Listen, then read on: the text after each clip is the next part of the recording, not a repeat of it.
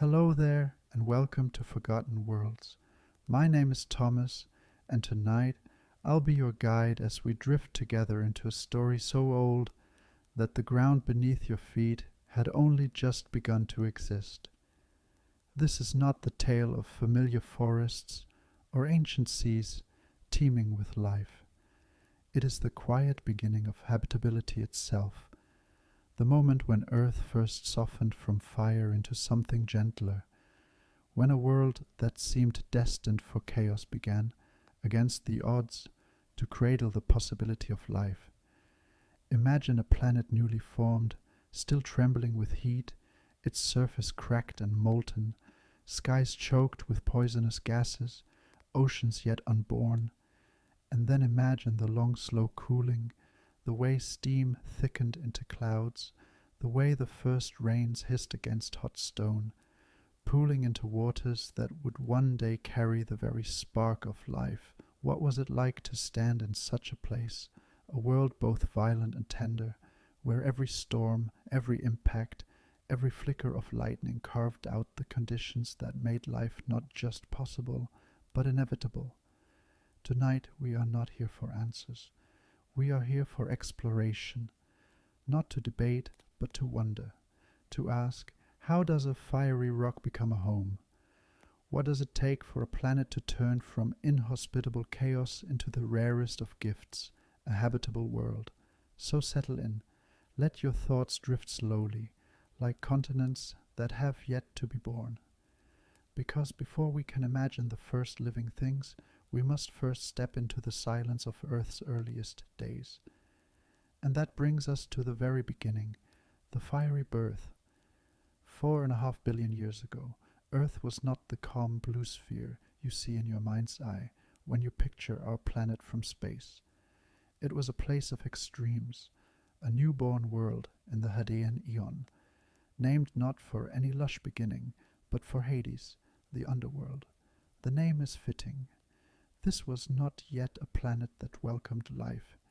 It was a place of fire, chaos, and unimaginable violence. The surface was a shifting ocean of magma, waves of molten rock rolling and breaking like tides, only far hotter than anything we could endure. Vast plumes of lava erupted constantly, pouring across the land that never truly solidified. The air itself shimmered with heat. Nothing stood still for long. Crust formed and cracked again and again, like a skin trying to heal over an open wound.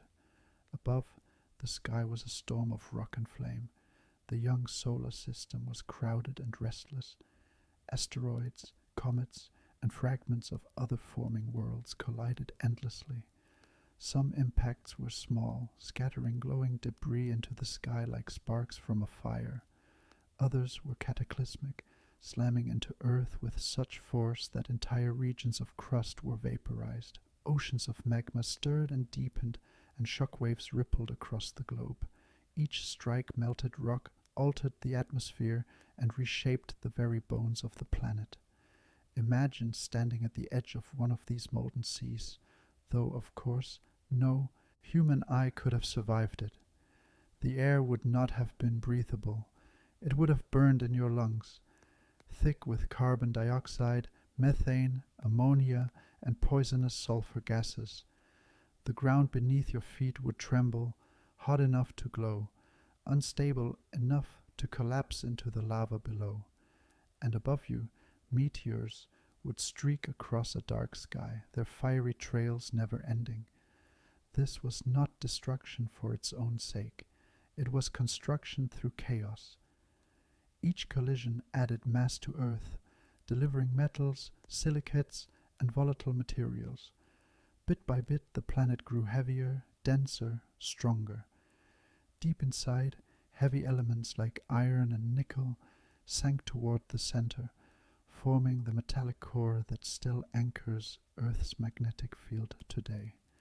Lighter elements floated upward, layering into a mantle and a crust that were anything but stable. It was a planet assembling itself from violence, sculpted by fire and bombardment. The heat was relentless. Some of it came from the sheer energy of constant impacts, some from radioactive decay of unstable isotopes trapped within Earth's interior.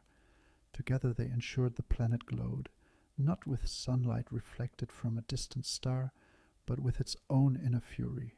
And yet, even in this chaos, there was the beginning of order. Think of it as a kind of cosmic blacksmithing. The hammer blows of meteorites, the furnace of magma oceans, the folding and cracking of unstable crust. All of these were forging the raw conditions that would, much later, become the foundation of habitability. Perhaps, if you close your eyes, you can picture the scale of it. The horizon shimmering in molten light, rivers of lava stretching for hundreds of kilometers, mountains rising only to collapse back into the fiery seas. The planet itself seemed alive, not in the gentle sense of forests or oceans, but in the raw pulse of a body still forming, still finding its shape. Scientists call this period the Hadean not only for its hellish qualities, but because so little survives from it. Rocks this ancient are rare, destroyed and recycled by tectonics and time. What we do know comes from scattered fragments, tiny zircon crystals, grains so small you could hold thousands in your palm, yet old enough to whisper of a world where the crust had already begun to form and break apart. These crystals are survivors from the fire. They remind us that even in Earth's earliest, most violent age, something enduring was already taking shape, and this raises a question worth holding on to. Could habitability have been seeded in fire? Could the very violence of Earth's birth, the bombardments, the magma, the unstable crust, have been necessary steps, not obstacles? Perhaps it had to be this way. Perhaps life needed a world first scoured and reforged, a planet cleansed by flame before it could cool into something gentler. It is strange to think about, isn't it? That life as we know it, fragile, delicate, breathing, growing, traces its roots back to a planet that was once nothing but fire and ash. And yet this is the paradox of beginnings. From destruction, creation, from chaos, order, from a world that seemed utterly hostile, the slow groundwork for a habitable Earth was already being laid. Take a breath with me and imagine it once more, an entire globe wrapped in molten oceans, its skies burning with constant fire, its crust cracking and shuddering beneath endless impacts, a planet young, violent, unstable, but alive in its own raw way, and slowly, very slowly, that fiery birth began to shift. The heat, though overwhelming, was not infinite. The collisions grew less frequent as the solar system calmed. The magma oceans, though vast, began to cool. A crust, fragile but persistent, began to thicken and hold. The first hints of stability were stirring, which brings us to the next chapter of Earth's transformation, the long cooling into something more recognizable, the moment when fire gave way to water and steam condensed into the first oceans. The world that had once been a cauldron of fire began at last to exhale. What had been oceans of molten rock started to lose their restless glow, cooling enough for patches of solid crust to cling stubbornly to the surface. It was a fragile crust at first, thin, fractured, and easily shattered by the lingering bombardment of meteorites. But each time it reformed, it thickened a little more, buying the planet moments of calm between convulsions. You can picture it, dark stone floating atop glowing seas of magma, an uneasy skin trying to hold back the fury beneath. Cracks opened, lava spilled, and the surface reknit itself again. It was a rhythm that lasted millions of years. Collapse, healing, collapse again. Yet beneath that cycle was a slow, persistent cooling. The Earth was learning to hold its shape. As the outer layer began to stabilize, another transformation was brewing in the skies. The violent eruptions that had once poured fire across the surface were also filling the air with water vapor. Each volcano exhaled more than ash and gas. It exhaled the breath of future oceans. Steam thickened in the atmosphere, turning the young planet into a greenhouse shrouded in dense clouds. And then something extraordinary happened. For the first time, those clouds began to break. Droplets formed, heavy enough to fall. Rain lashed against the hot crust, sizzling and hissing as it struck. At first the water could not last. It boiled away on contact, rising back into the air as steam. But the cooling continued, drop by drop, storm by storm. Over time the balance shifted. The surface grew cool enough to hold the water. Pools formed in low places, streams cut across blackened stone. And then oceans began to spread. Imagine that sound. Not silence, not the crackling roar of fire, but the endless fall of rain. It may have rained for centuries, for millennia, a deluge so vast it remade the surface of the world. From vapor to liquid, the sky gave back what the earth had once expelled, and slowly the planet changed color. Where once there was only glowing red rock and black volcanic glass, there were now mirrors of water, vast and shimmering, reflecting a dim young sun.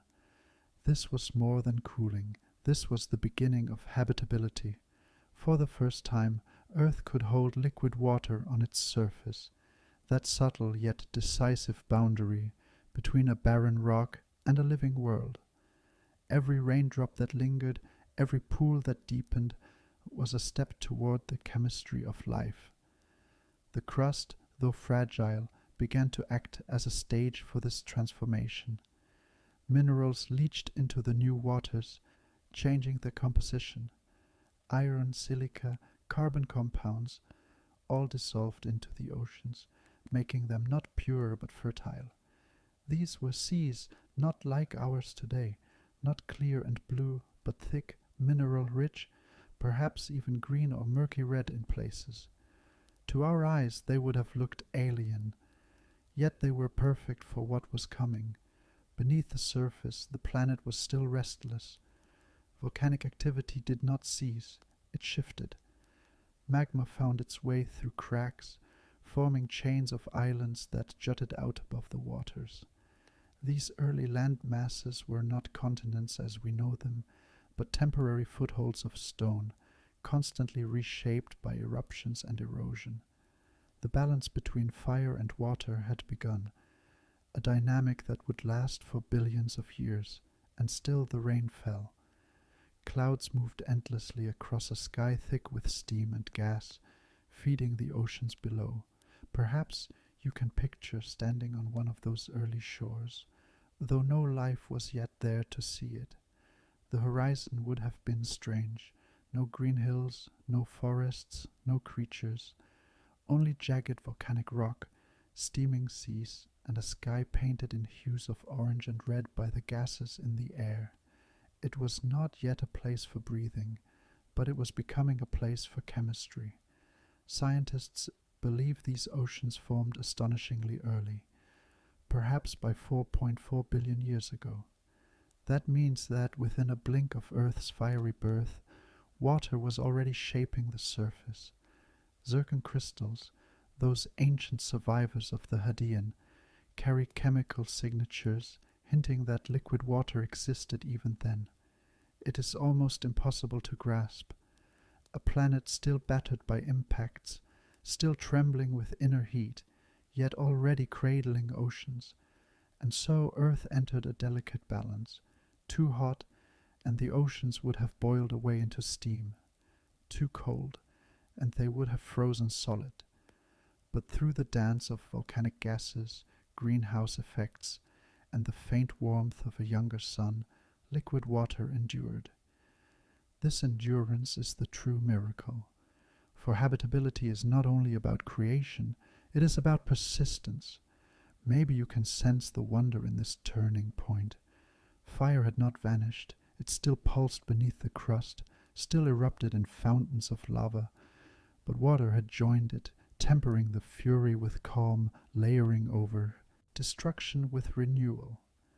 The planet was no longer only a forge, it was a vessel, and that vessel, cooled just enough, would soon begin to hold more than oceans. It would hold possibilities, possibilities for molecules to meet and bond, possibilities for chemistry to grow complex, possibilities for life to find its first foothold. But before that future could arrive, the atmosphere itself needed to change.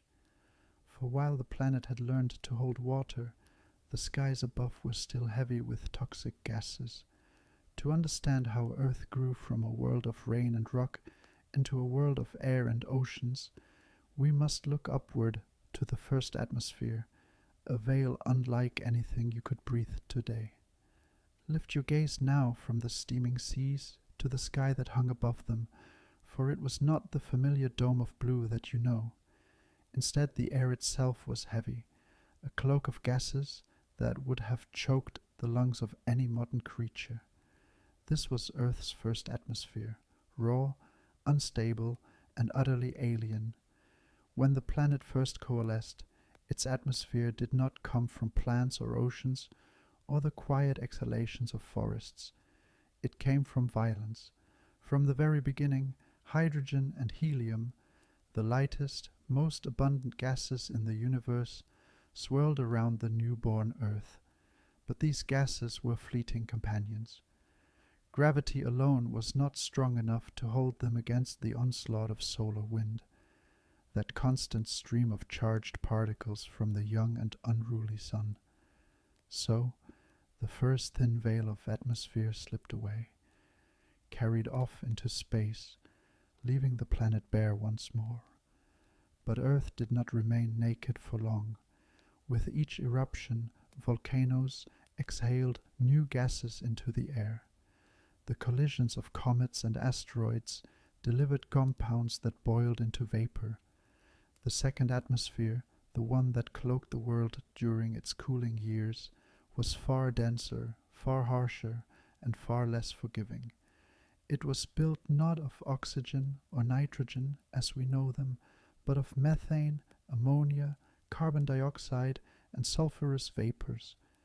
Imagine the scent if you could breathe it without harm, sharp, acrid, metallic, laced with the sting of sulfur. Imagine the sky's color under such a brew, not a clear expanse, but a hazy shroud, thick with clouds, painted in shades of orange and red. Sunlight, already weaker than today, would have filtered through in dim alien tones. The air would not have been silent either. Lightning split the sky frequently, drawn from the constant churning of gases. Each flash illuminated a landscape of volcanic peaks and restless seas, and each strike carried with it an energy that would one day prove crucial for the chemistry of life.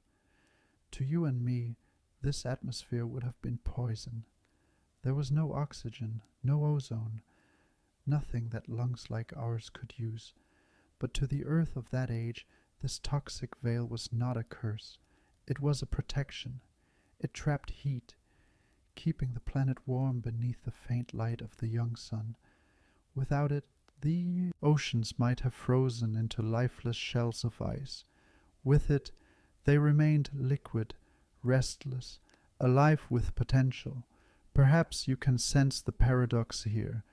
What would kill us now was, back then, the very thing that preserved the planet's habitability.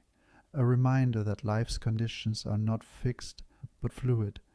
What is poison in one age can be possibility in another.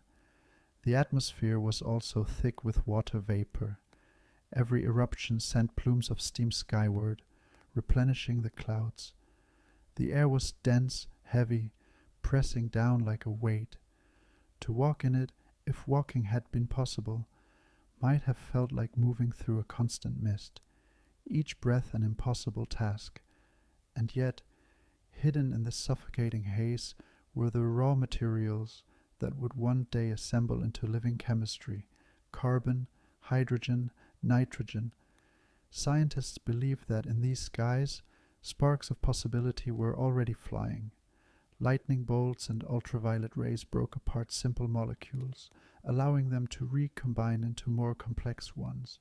Amino acids, nucleotides, the building blocks of life itself. Though fragile and fleeting at first, these molecules fell with the rain into the oceans, seeding the waters with potential. The atmosphere, in this sense, was not only a shield, but a laboratory. Picture for a moment, standing at the edge of those primeval seas, looking upward. You would see no blue sky, no gentle drift of white clouds. Instead, the heavens above would roil with storms, lightning racing across bruised clouds, rain falling in endless sheets. The air would feel thick and hot, clinging to your skin, tasting of sulfur and ash. And yet, in that alien sky, the stage for life's first experiments was being set. There is something humbling about this thought. The very air that would have burned your throat was the air that nurtured the first steps toward biology. Breathless, toxic, alien, and yet necessary. And as the atmosphere grew denser, it also grew more stable. The earliest chaos of hydrogen and helium had passed. Now the earth wore a cloak it could keep, one that would evolve but not vanish. This was not yet the breathable air of forests and fields, but it was the beginning of continuity, the beginning of a world capable of holding onto its sky. The rains continued to fall, carrying down not only water, but the products of atmospheric reactions. Each storm stirred the chemistry of the oceans, blending sky and sea into a single vast experiment. And though life had not yet appeared, the air above was already writing the prelude to its arrival. But this raises another question. If the atmosphere was so dense, so filled with gases from deep inside the earth, what role did the planet's restless volcanism play? Could it be that the eruptions themselves, as destructive as they were also the source of the very balance that allowed habitability to endure? To answer that, we must stay with the skies a little longer and listen to the steady exhalation of the planet itself, the breath of volcanoes shaping not only the land but the air. Beneath the thickening crust, the mantle churned restlessly. Heat radiated upward, and pressure built until the planet could not contain it. Through fractures and vents, Earth exhaled in violent bursts, eruptions that painted the sky with ash and fire, that reshaped coastlines, that poured rivers of molten rock across young landscapes. Each eruption was more than destruction. It was the earth speaking into its own atmosphere. With every breath, volcanoes released a torrent of gases. Carbon dioxide streamed upward, invisible but powerful. Nitrogen, liberated from the mantle, filled the air with a gas that would become the backbone of Earth's future atmosphere. And most crucially, water vapor, steam rising in immense plumes, joined the skies. Each eruption was a reminder that the oceans were not only fed by falling rain, but by the very lungs of the planet itself. To picture this world, imagine standing on the edge of an early volcanic island, the ground trembling beneath your feet. Fountains of molten rock burst into the sky, glowing red against a haze already thick with heat. Ash drifted downward, coating the blackened stone, while plumes of steam rolled outward, thick and unrelenting. The air tasted sharp, acidic, metallic, and yet, with each eruption, the balance of gases shifted towards something more enduring. Carbon dioxide, though toxic to us now, was vital then. The sun was fainter than it is today, its light only about 70% of its current strength. Without a blanket of greenhouse gases, the oceans would have frozen solid, ending Earth's story before it began.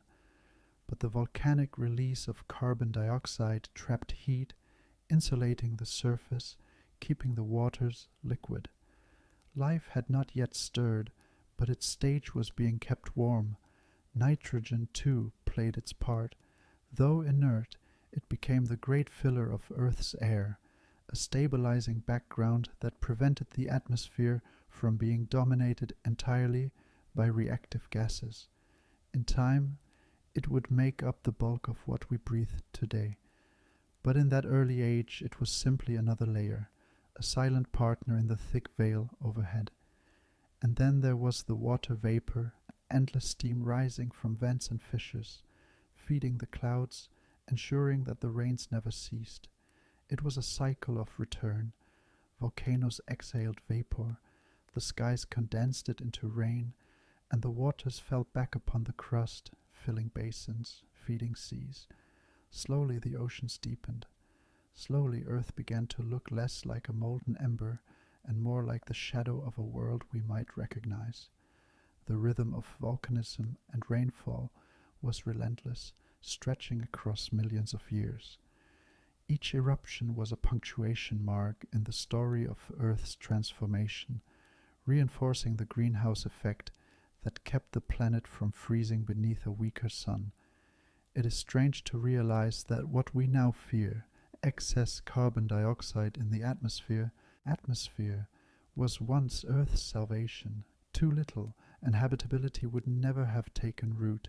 Too much, and Earth might have resembled Venus, smothered in heat and pressure. Somehow, through cycles of outgassing and absorption, Earth found the narrow path in between. Perhaps you can imagine the world as it looked then, not quiet, not serene, but alive in its own tumultuous way. Volcanoes roared, seas hissed, clouds billowed. The land was dark and raw, still young, still fragile. And yet within that violence, stability was emerging. The atmosphere was no longer fleeting. It was a mantle the earth could keep, a veil that balanced the heat and water, light and shadow. Scientists studying this age often speak of feedback loops, natural balances that kept Earth from swinging too far toward ice or fire. Volcanism provided the gases that warmed the world. Rainfall scrubbed some of those gases from the sky, locking them into stone, preventing runaway heat. The cycle repeated endlessly, a dialogue between fire and water, between sky and sea. It was not yet life, but it was something like a heartbeat, a rhythm of self-regulation that set the stage for what was to come. And so, from the mouth of volcanoes, came not only fire, but the possibility of habitability. Each plume of steam, each burst of carbon dioxide, each long exhalation of nitrogen was a gift to the future, whether the Earth knew it or not. The balance they created was delicate, precarious, and yet it held. This leaves us with a quiet thought, that habitability is not a given, but a negotiation. A balance struck between the violence of a planet's interior and the fragility of its surface. Earth managed to find that balance, against odds, in a cosmos filled with barren worlds.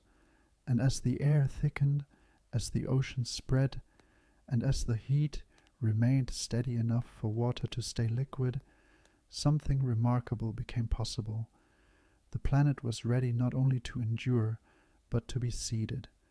For even as Earth built its own atmosphere, the cosmos was still sending gifts of its own, asteroids and comets, carrying water and organic molecules, bombarding the surface, adding to the chemistry of possibility.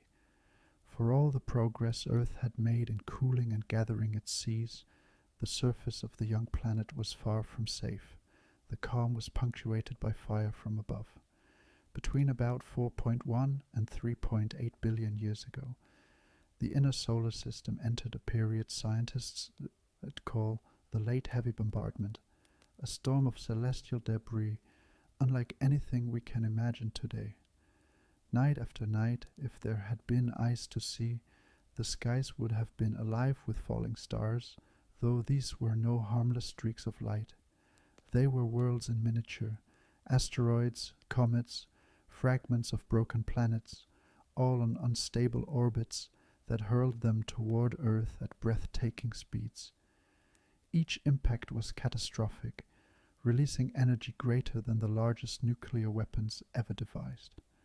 Craters spread across the surface, oceans boiled away in places, and molten rock splashed outward to coat the land anew.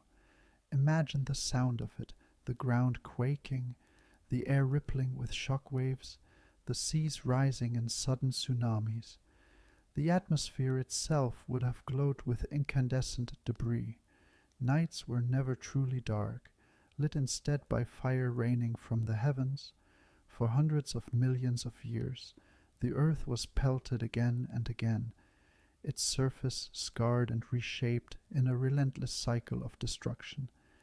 And yet, destruction was only half the story. Those same collisions carried gifts. Many of the comets that struck Earth were icy, rich in frozen water. Each impact delivered new stores of liquid to the young oceans, replenishing what had boiled away. Asteroids, too, carried their treasures: carbon compounds, amino acids, the complex molecules that in time would prove essential for the emergence of life. It is almost poetic to think of it this way. The same blows that scarred the planet also seeded it. The same fire that boiled seas also enriched them. Perhaps habitability requires this paradox, that life's ingredients arrive wrapped in violence, delivered by catastrophe. Scientists have found hints of this story in meteorites that still fall to Earth today. Some contain amino acids, the basic components of proteins. Others carry organic compounds that could have played roles in early biochemistry. When we hold these spaceborne rocks in laboratories, we are touching the very same chemistry that may once have splashed into the oceans 4 billion years ago, dissolving into the waves, joining the great planetary experiment. Picture, if you will, an endless cycle. A comet slams into the sea, vaporizing water in a cloud of steam and fire. Hours later, the steam condenses, and rain falls again, returning not only the water, but the carbon-rich molecules carried within. Lightning flashes across the storm, the seas churn, molecules mix and scatter, meeting and parting, trying out combinations in ways that could only happen on such a restless world. What is most remarkable is that Earth endured. Many impacts were strong enough to boil away vast portions of the oceans, to sterilize whole regions of the planet. And yet, again and again, water returned. Clouds thickened, rain fell, seas deepened. The balance between loss and replenishment favored survival. In this way, Earth was not only scarred but sustained. Perhaps it was in these very cycles, destruction and renewal, that the chemistry of life found its foothold. For in every crater left behind by an impact, there was a basin where water could collect. In every plume of debris, there were molecules to be dissolved. In every surge of heat, there was energy to drive reactions. Catastrophe was, in its own way, creation. And so the great bombardment was not merely an obstacle, it was a crucible. The earth was hammered into habitability by forces from beyond, its oceans deepened by cometary ice, its chemistry enriched by extraterrestrial organics. If the skies had been quiet, perhaps life would never have had the ingredients it needed. There is something deeply humbling in this realization. The story of our origins is not confined to this planet alone. It is written in the paths of comets, in the shattered remains of ancient asteroids, in the debris of worlds that never came to be. We are, in a very real sense, children not only of Earth, but of the wider cosmos. And as the bombardment began at last to subside, as the intervals between impacts grew longer, and the scars on the surface had time to cool, Earth emerged battered but changed. Its atmosphere was thick, its oceans were wide, and its chemistry was rich with potential. The stage was nearly set. The planet had been forged by fire, tempered by water, and seeded from the stars.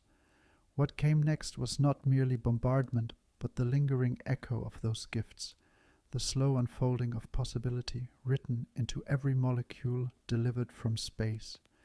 When the great storm of impacts subsided, the Earth was no longer the same world it had been at its fiery birth. Its seas had deepened, its atmosphere had thickened, and within those waters drifted something extraordinary. Molecules not born here, but carried across light years of space. Passengers aboard comets and asteroids. These were not just rocks colliding with a planet. They were couriers from the stars, delivering packages of chemistry that would become the language of life. Among the gifts scattered into Earth's oceans were amino acids, the very building blocks of proteins. In their simplicity, they may seem unremarkable, small chains of atoms arranged in predictable patterns. But simplicity does not mean insignificance. Proteins are the workhorses of life, folding into shapes that allow cells to move, to process energy, to build structures. To have amino acids in the oceans was to scatter the alphabet of biology across a blank page. But amino acids were not alone. Carbon-rich molecules, hydrocarbons, and even nucleobases, the precursors of DNA and RNA, may have arrived in these deliveries from the void. Scientists studying meteorites that still fall to Earth today have discovered traces of these same compounds. They are fragile, yes, but not so fragile that they cannot survive the long journey through space, the fiery plunge through an atmosphere, and the impact with a planet's surface. It is almost impossible not to pause here and feel a shiver of wonder. Imagine that the instructions for life, not life itself, but its vocabulary, drifted through the cosmos, riding on icy comets, waiting for the right world to catch them. Imagine that every raindrop that fell into Earth's young seas might have carried with it a fragment of chemistry that had been traveling for billions of years, waiting for a home. This idea has a name, panspermia. It does not claim that life itself came from the stars, only that the raw ingredients may have. That the Earth's recipe for life was not written in isolation, but borrowed from a cosmic pantry. Whether true or not, the idea is worth holding gently. It ties us not just to this planet, but to the universe itself. And yet, these molecules alone were not enough. They were scattered like seeds, but seeds require soil. They require the right conditions to meet, to combine, to grow into something larger than themselves. The oceans, thick with minerals leached from the crust, rich with energy from lightning and volcanism, provided that soil.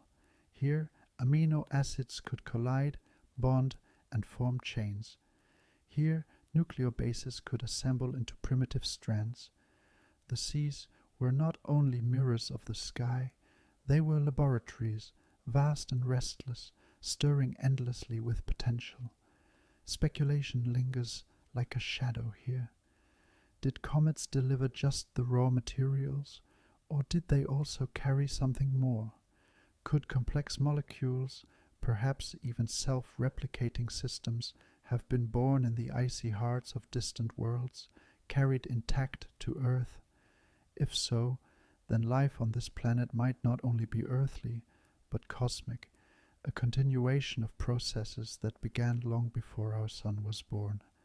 Think of the poetry in that possibility, that the spark of life on Earth is not unique, but one note in a much larger symphony, echoing across galaxies, that when we look at the stars, we are not only looking outward, but backward toward the very origins of ourselves. Even if the truth is more modest, that comets and asteroids delivered only the simplest of molecules, the effect was profound. Earth's oceans were no longer empty water. They were filled with letters, words, fragments of sentences. What remained was for chemistry to learn to speak, to tell the first story of biology. Perhaps you can picture it, the waves lapping against volcanic shores, the air heavy with methane and carbon dioxide, the sky dim and red with haze. In the shallows, molecules drift and collide, some breaking apart, others holding together, some forming fragile chains that might, under the right conditions, last long enough to matter. No eyes watch this process, no mind directs it, and yet in this dance of atoms, the first whispers of life are beginning. The cosmos had given its gifts.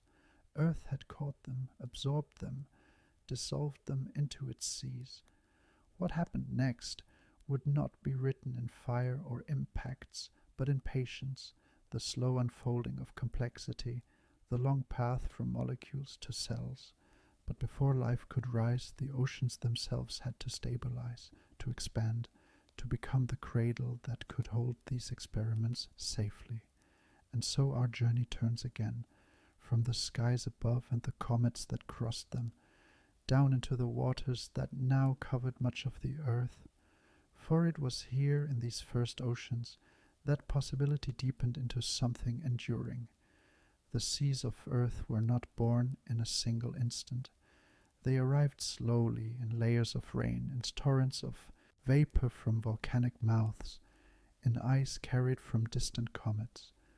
Around 4.4 billion years ago, they began to take on their true form, not scattered pools or shallow basins, but oceans vast enough to wrap themselves around the planet. Picture the transformation. A world that had once glowed with fire, now wearing a skin of water.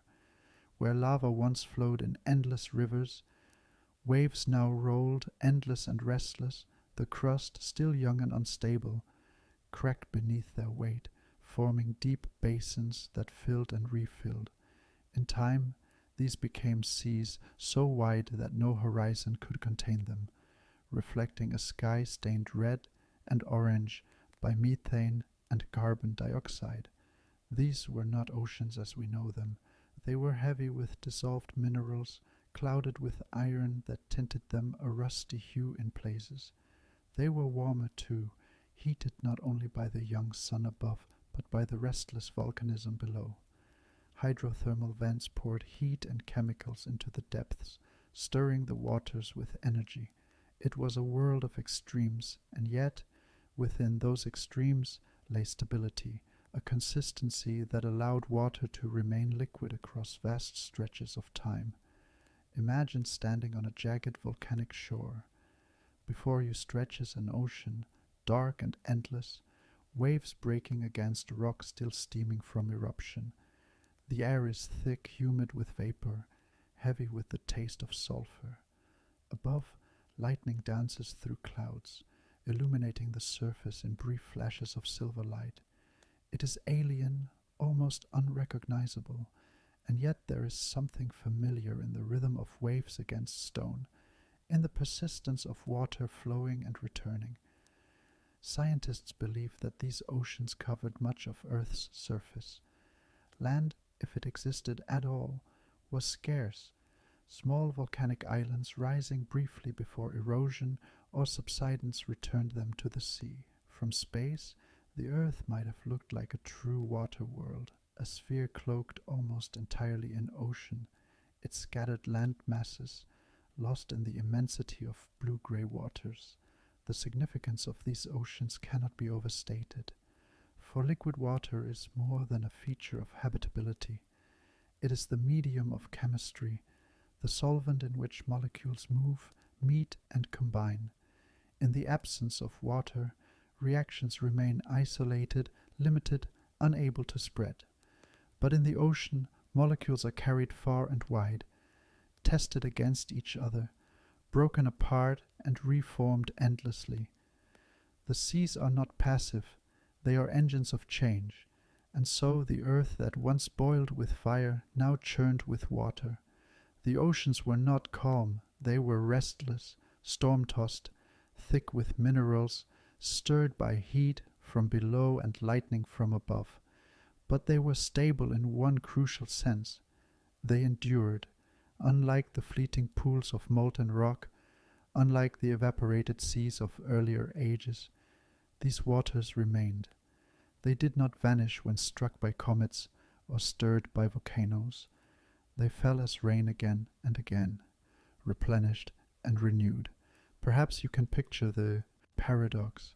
A planet still violent, its crust unstable, its skies storm-laden, and yet, within that violence, oceans deep enough and persistent enough to hold the possibility of life.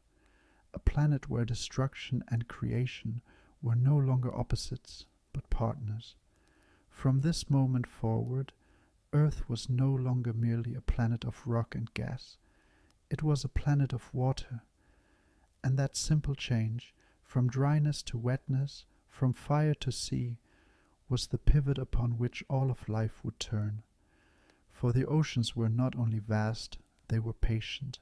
They stretched across millions of years, holding their chemistry steady, offering a continuity that molecules alone could not create. They were the stage upon which the drama of biology would eventually unfold. And so, as the rains continued to fall and the seas deepened, Earth became something new, a world capable of nurturing, not yet alive, not yet inhabited, but already transformed into the cradle from which life could rise. Within those restless waters, something subtle but profound began to stir. Oceans, after all, are not simply containers of water. They are arenas of possibility, where chemistry is free to experiment across vast scales of time and space. The molecules that had arrived from space, amino acids, hydrocarbons, nucleobases, now found themselves drifting in a solvent that allowed them to move, collide, and combine in ways impossible on bare rock. Water is often called the universal solvent, and in these first oceans, that truth became essential. Minerals leached from the crust enriched the seas with iron, silica, magnesium, and countless trace elements. Heat from the mantle surged upward through fissures, fueling hydrothermal vents that poured energy and chemicals into the depths. Above, lightning split the sky, and ultraviolet radiation penetrated the hazy atmosphere, adding more sparks of energy to the mix. In such a world, every wave, every current, every tidal surge was a laboratory, conducting millions of experiments every moment. Imagine, for a moment, standing at the edge of a warm tide pool on this alien Earth. The rocks around it are dark and volcanic, still steaming from recent eruptions. Rain falls softly, feeding the pool with fresh water, while waves occasionally wash in from the sea, carrying salts and dissolved minerals. Within that shallow basin, molecules gather, trapped in higher concentrations than in the vast ocean beyond. The sun, dimmer than today, but unshielded by an ozone layer, sends ultraviolet light cascading into the water. With each flicker of energy, molecules jostle and rearrange, some breaking apart, others forming new bonds. Perhaps most vanish back into randomness, but perhaps a few persist, growing longer, more stable, edging closer to the threshold of life. Scientists have long debated whether such tide pools were the true cradle of life. Their appeal lies in concentration, the way they gather molecules together in one place, amplifying the chances of interaction. As the waters evaporate and refill, cycles of wetting and drying encourage polymers to form, strings of molecules that hint at the first stirrings of complexity. Could it be that in one such humble basin, overlooked by volcanic peaks and lit by a reddish sky, the chemistry of biology first sparked? Others turn their gaze deeper to the hidden world of hydrothermal vents. Far beneath the waves, where seawater meets magma-heated rock, vents gush mineral-rich fluids into the ocean. Even today, such vents host ecosystems that thrive without sunlight, feeding instead on chemical energy. It is here Some suggest that life may have found its first home in the dark, where iron and sulfur compounds created gradients of energy, where tiny pockets within minerals provided shelter for fragile molecules, where the ocean itself was a vast reactor powered by Earth's inner fire. Picture that scene, the seafloor shrouded in darkness, punctuated by towering chimneys of stone spewing black plumes of heated water. Around them, the chemistry of life plays out in miniature, invisible to any eye but relentless in its rhythm. Molecules cluster in the microcavities of rocks, bathed in gradients of temperature and energy. Here, in the shadows of Earth's depths, the first whispers of biology may have risen. Perhaps it was both. Perhaps tide pools and vents each played their role, one offering cycles of concentration and exposure, the other offering stability and chemical gradients. Life, after all, is opportunistic. It does not emerge from a single recipe, but from a range of conditions where chance and chemistry intersect. What matters is not where, but that the oceans held enough diversity of environments to make such experiments possible. It is humbling to think of life's earliest moments not as a sudden miracle, but as countless small attempts, molecules forming, breaking, forming again, some lasting only seconds, others persisting long enough to create new structures, millions of failures, billions of trials, until one arrangement proved capable of surviving, of copying itself, of beginning the slow climb toward complexity. And yet none of this would have been possible without the oceans. They provided the patience, the continuity, the gentle persistence of conditions that allowed chemistry to move forward. They buffered heat, diluted toxins, carried molecules across vast distances. They were at once vast and intimate, global in scale, yet filled with countless micro-environments where fragile experiments could play out. Speculation will always linger here, for we cannot peer back directly into those waters, but we can imagine. We can let the mind drift into that alien ocean, dim beneath a red sky, steaming with heat from vents below. We can imagine the silence, broken only by the crash of waves and the hiss of rain. And we can wonder, somewhere in those depths, was there a moment, quiet, unnoticed, when chemistry crossed the threshold into biology, when the ocean, patient and enduring, ceased to be only water and became for the first time the cradle of life? The answer may never be known with certainty, but the oceans remind us that habitability is not a static condition.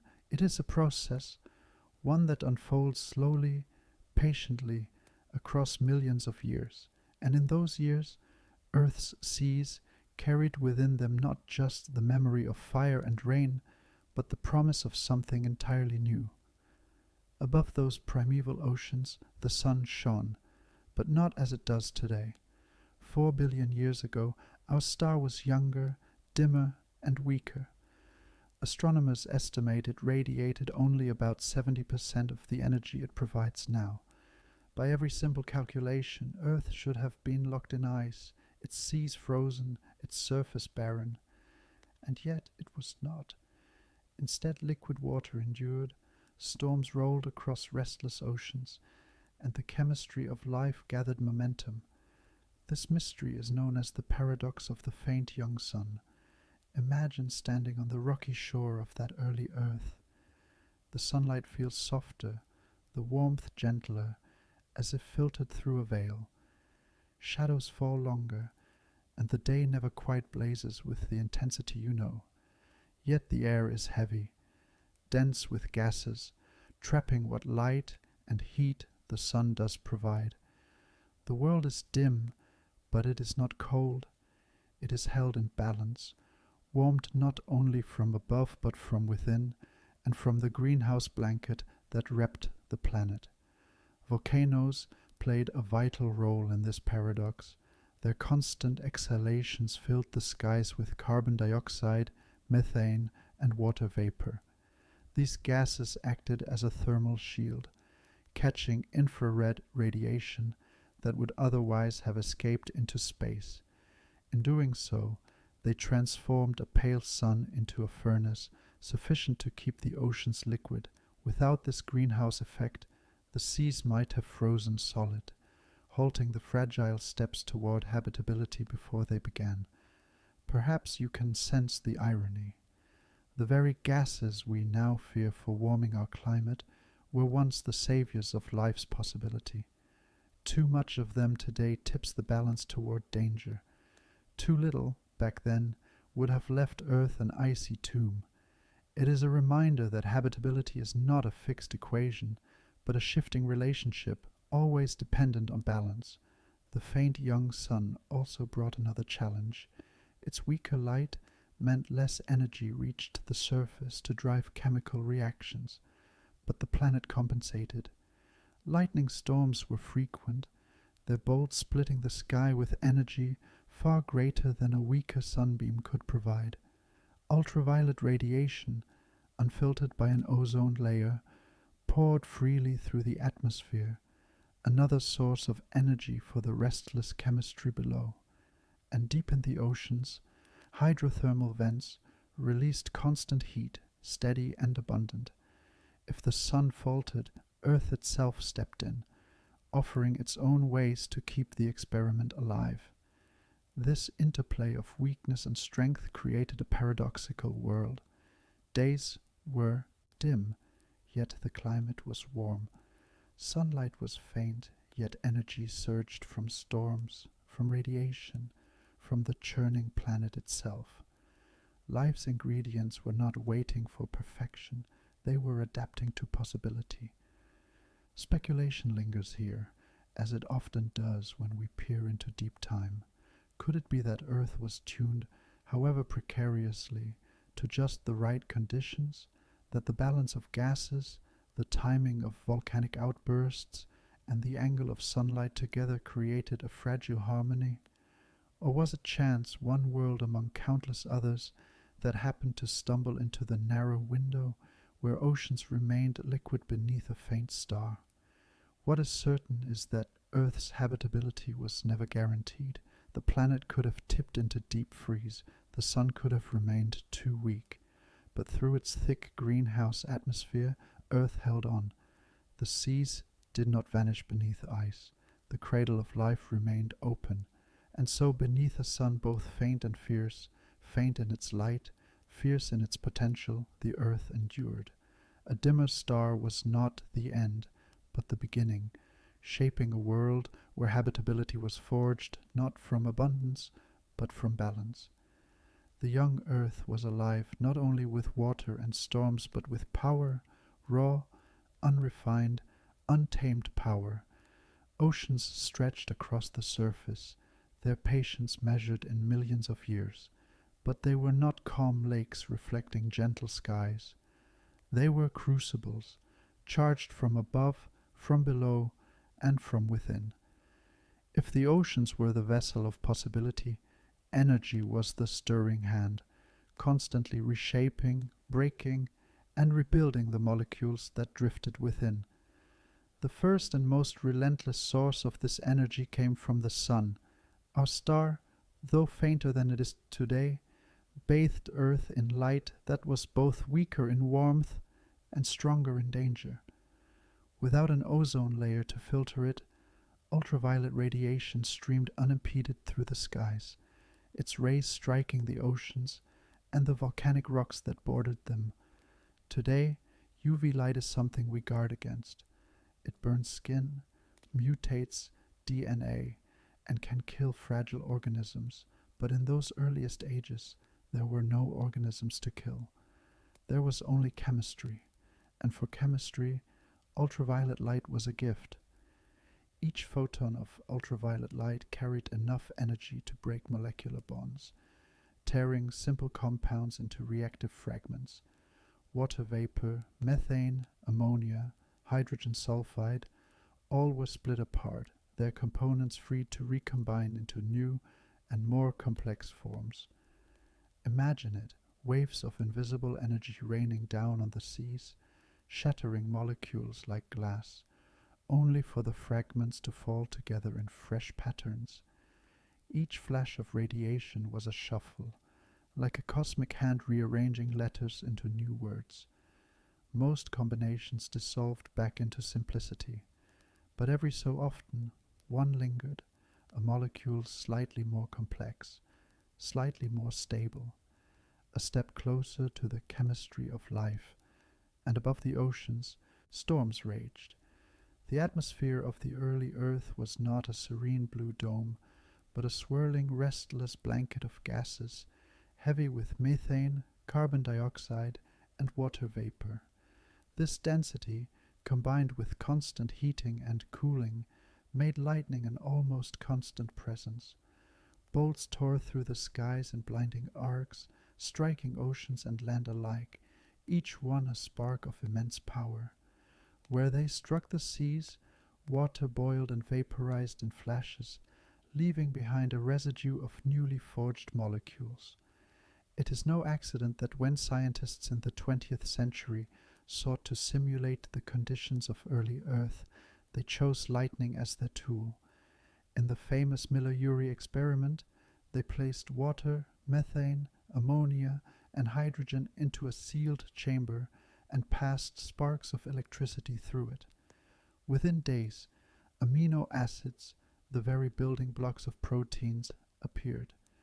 That single experiment gave us a glimpse into what lightning might have been doing for millions of years over the primeval seas, sparking life's alphabet out of otherwise inert gases. To live on such a planet, had living beings existed to see it, would have been to inhabit a world perpetually alive with storms. Thunder would roll endlessly, a drumbeat across horizons of fire-colored clouds. The air would split with bolts of white light, illuminating rain as it fell in sheets. And with each storm, energy was delivered into the oceans, where it stirred the restless molecules into new arrangements. But energy did not come only from above, it came also from within. The Earth's interior, still cooling from its violent birth, radiated heat through the mantle and into the crust. Volcanoes erupted constantly, releasing not only gases but raw thermal power. Rivers of lava poured into the seas, where they boiled water into steam. Ash clouds darkened the skies, only for rain to return them to the surface. Each eruption reshaped not only the land, but the chemistry of air and ocean alike. Beneath the waves, at the seams of the Earth's shifting crust, hydrothermal vents became engines of chemical transformation. Superheated water, laden with minerals, spewed into the depths, creating plumes that glowed faintly in the dark. Iron, sulfur, and silica poured from the planet's interior into the oceans, mixing with cooler waters and creating gradients of energy. Along these gradients, molecules were forced to move, to interact, to change. Picture the scene: a sea floor shrouded in eternal night, broken only by the towers of hydrothermal chimneys rising like cathedrals. From their mouths, billow black clouds of heat and chemicals, curling upward through the still waters. Around them, invisible to any eye, molecules swarm, broken down, built up, tested against the gradients of energy that pulse unendingly from the Earth's core. Unlike lightning, which strikes in sudden flashes, the vents provided constancy, a steady flame for chemistry's long and patient experiment. Between these three great forces, ultraviolet radiation from the skies, lightning from storms, and volcanic heat from below, the Earth became a laboratory without boundaries. Every environment, from shallow tide pools to deep-sea trenches, from volcanic coasts to open waters, was infused with energy. Chemistry was not allowed to rest. It was shaken, stirred, broken, and rebuilt endlessly, and so speculation takes root. Was life itself the inevitable outcome of this great symphony of energy? Could molecules have resisted such relentless prompting? Each time a fragile chain broke, energy was waiting to forge a new one. Each time complexity failed, the crucible remained, ready for another attempt. Perhaps in such a world, the question is not whether life could arise, but whether it could possibly fail to. Yet there is also another possibility, more humbling still. What if life did not appear everywhere, but only in rare pockets, a tide pool here, a vent there, where the balance of energy was not too harsh, not too weak, but just right? Too much ultraviolet light, and molecules would break beyond repair. Too little, and they would stagnate. Too much lightning, and pools would sterilize. Too little, and chemistry would drift aimlessly. Life's first spark may have been less a matter of inevitability and more a matter of balance within chaos, a moment where conditions aligned in one fragile place and one fragile time. Either way, the forces that today we treat as dangers, radiation, storms, volcanic eruptions, were once the sculptors of possibility. They were not enemies of habitability, but its guardians, shaping oceans into crucibles, seas into laboratories, molecules into precursors of biology. There is poetry in imagining every thunderstorm as a memory of creation. Every bolt of lightning across a modern sky is an echo of the flashes that may have built the first amino acids.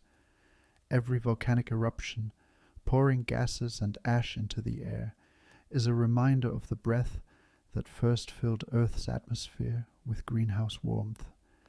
Every beam of ultraviolet light, striking our skin with its burning touch, carries the same energy that once rearranged molecules into the language of life. The oceans endured because of stability, but life's chemistry ignited because of restlessness. It was in the tension between calm and chaos, between stability and storm, that possibility emerged. And in that emergence lies a truth we still grapple with today, that life is not born of serenity but of struggle, not of silence but of energy. So when we speak of the first sparks of life, we must not imagine a gentle dawn. We must imagine a world roaring with storms, boiling with heat, blazing with radiation, a world where every force conspired, not in harmony, but in relentless collision. And from that collision, from that chaos, arose the first fragile whispers of biology. From the depths of the global ocean, land began to rise, not the vast familiar continents we know today, with their mountains and valleys, their forests and deserts, but smaller, fragile outposts of rock, the earliest proto-continents. They were the first interruptions in an otherwise endless sea, the first hints that Earth's surface would not remain forever drowned beneath water. These land masses were not built quickly. They were the slow result of Earth's crust thickening, cooling, and stabilizing. Early on, much of the crust was thin and weak, easily recycled back into the mantle by constant volcanism and bombardment. But over time, patches of rock grew thicker, more buoyant, able to float above the denser mantle like rafts upon a molten sea. These rafts gathered, collided and fused, building up islands that could resist submersion. Imagine an endless ocean stretching to every horizon, its waters restless with storms. Rising from it, jagged islands of volcanic rock pierce the waves. Their surfaces are black, raw, and sharp, covered in ash from recent eruptions. Steam hisses where molten lava meets seawater. No soil yet softens the landscape, no plants cling to stone, no birds wheel overhead. The only sounds are the crash of waves, the roar of eruptions, the constant thunder of a restless atmosphere. These were not stable continents as we think of them today. They were transient, prone to sinking back into the sea or being torn apart by tectonic forces. But they were a beginning, the first interruptions in the ocean's dominion, the first seeds of the land masses that would one day shape the course of life. Scientists call these ancient land masses cratons, the geological elders, the cores of today's continents. Some fragments of cratons from this era still survive, hidden in the bedrock of Greenland, Canada, South Africa, and Australia. They are unimaginably old, over 4 billion years in age, and they carry chemical signatures that whisper of a world barely beginning to hold its shape. Within these rocks, tiny crystals of zircon preserve evidence of both land and liquid water existing together, proof that Earth was already a planet of oceans and rising continents. The appearance of these proto-continents mattered profoundly, for though the oceans were the cradle of life, land provided something new: diversity of environments. On rocky shores, tide pools could trap and concentrate molecules, subjecting them to cycles of drying and wetting that encouraged the formation of complex chains. Rain washed minerals from the rock into the sea, enriching coastal waters with nutrients. Lightning struck land as well as sea, its energy focused into pools and streams. Picture those shores under a dim orange-tinted sky. Waves surge against black stone, retreat, and surge again. In the shallows, water gathers into pools that slowly evaporate under the weak but steady light of the sun. Molecules left behind grow more concentrated, interacting with each other more often. Some break apart, others persist, some join together into new arrangements. The chemistry of life, once spread thin across vast oceans, now finds niches in which to intensify. And yet, these first continents were fragile, constantly at risk of being destroyed by the same forces that created them. Earth's crust was restless, driven by mantle convection. Protocontinents collided and broke apart. Volcanic eruptions buried them in lava. Meteor impacts shattered them into fragments. To exist as land in this world was to live precariously, always threatened by submersion or destruction. But through all the upheaval, new land continued to rise. Speculation tempts us here. Could the first stirrings of life have taken advantage of these tiny islands? Were warm, mineral-rich tide pools along volcanic coasts the places where molecules first learned to copy themselves? Was it here, balanced between land and sea, that chemistry first crossed into biology? Or did the continents simply serve as supporting actors, providing nutrients and surfaces, while the true story unfolded in the deep ocean vents? We cannot know for certain, but the continents remind us that habitability was not confined to the seas. It was a partnership, with land and water together, offering diversity, complexity, and opportunity. The rise of land also shaped Earth's climate. Dark volcanic rock absorbed sunlight, warming the atmosphere and influencing the balance between greenhouse gases and heat. Rain eroded the stone, carrying carbon dioxide back into the ocean, where it could be trapped in minerals, helping to stabilize the planet's temperature. Even in their fragility, the first continents were already participating in the balancing act that made Earth a habitable world. Perhaps the most humbling thought of all is that the continents we know today, Asia, Africa, the Americas, Europe, Australia, all trace their ancestry back to these tiny jagged islands. Every mountain, every plain, every forest is the descendant of protocontinents that rose, fell, and fused in the Hadean and Archean eons. The ground beneath our feet is ancient beyond imagination, part of a story that began when Earth itself was still young. So the oceans no longer ruled alone. The Earth, once a water world, now bore scattered scars of land, the first continents, fragile and shifting, but enduring enough to mark a new chapter. Above them storms raged. Around them waves crashed. Upon them tide pools steamed in the dim sunlight, and within them the first whispers of stability echoed, setting the stage for the balance between land and sea that would one day shape all of life. For all the drama of those first rocky islands, Earth was still, above all else, a planet of water. The oceans remained its defining feature, stretching across nearly the entire globe, vast and deep, swallowing horizons in every direction. The proto-continents were little more than scattered punctuation marks in a sentence written almost entirely in blue. To look upon the Earth from space in those early ages would have been to see a water world, a sphere wrapped in endless seas, with only the faintest traces of land interrupting its surface. Imagine standing on one of those volcanic islands. Behind you, jagged black cliffs rise, hissing with steam where lava meets the waves. Before you, the ocean extends without end, rolling under skies tinted in red and orange by methane and carbon dioxide. There are no continents to frame the seas, no green coastlines, no forests or rivers, only water, restless, heavy, infinite.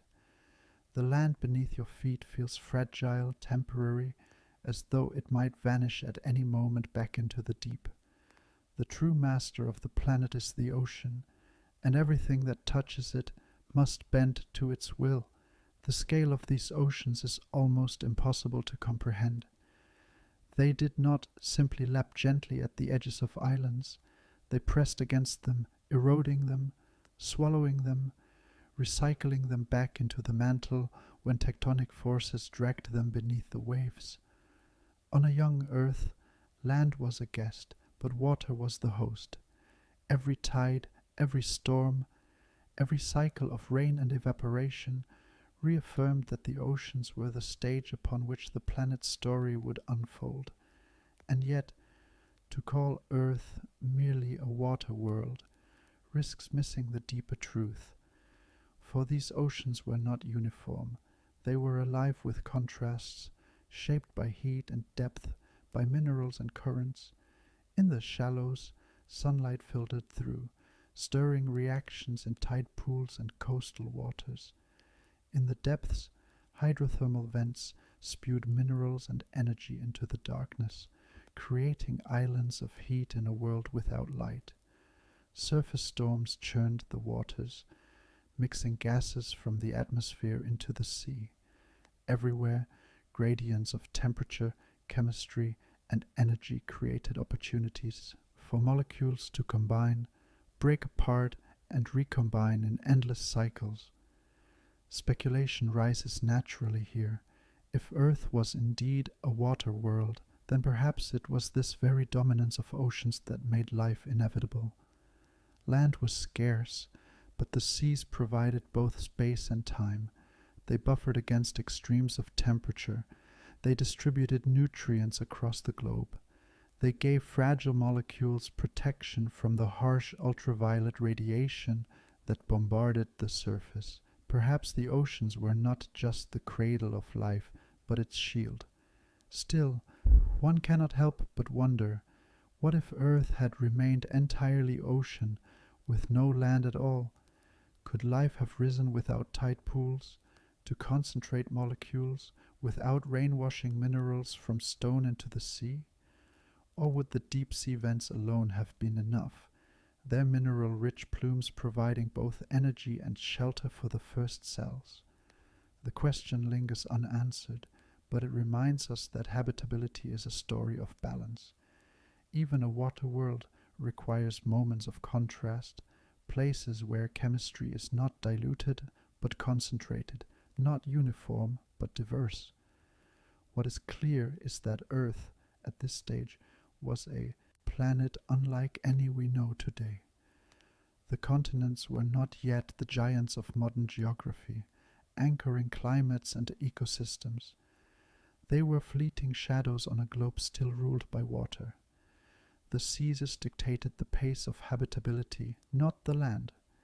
The chemistry of life was being tested in the shallows and in the deep. carried by waves that rolled endlessly across the planet's surface. Perhaps the most humbling thought of all is this: when we imagine alien worlds beyond our solar system, many of them may look like this early Earth, covered almost entirely in water, with only scattered hints of land. And if life is to arise elsewhere, it may do so in oceans much like these, seas that stretch without end, waiting patiently for molecules to assemble into something that can endure. So the Earth, fragile and young, revealed its dual identity.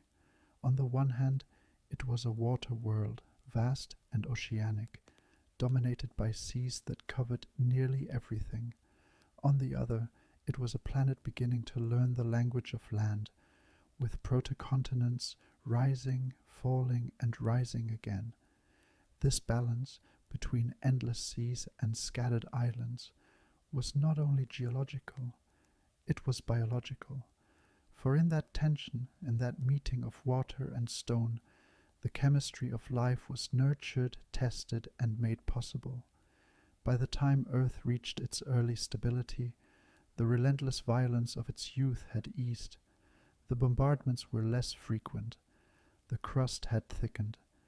Oceans stretched wide and deep, their surfaces restless with storms, yet they endured. The protocontinents, fragile though they were, rose and fell, adding contrast to an otherwise oceanic world. And in this balance, the first signs of true habitability began to emerge. The critical threshold was the presence of liquid water, not just in fleeting pools, but in stable global seas. Water had existed almost from the beginning, condensed from volcanic steam delivered by comets, pooled in impact basins.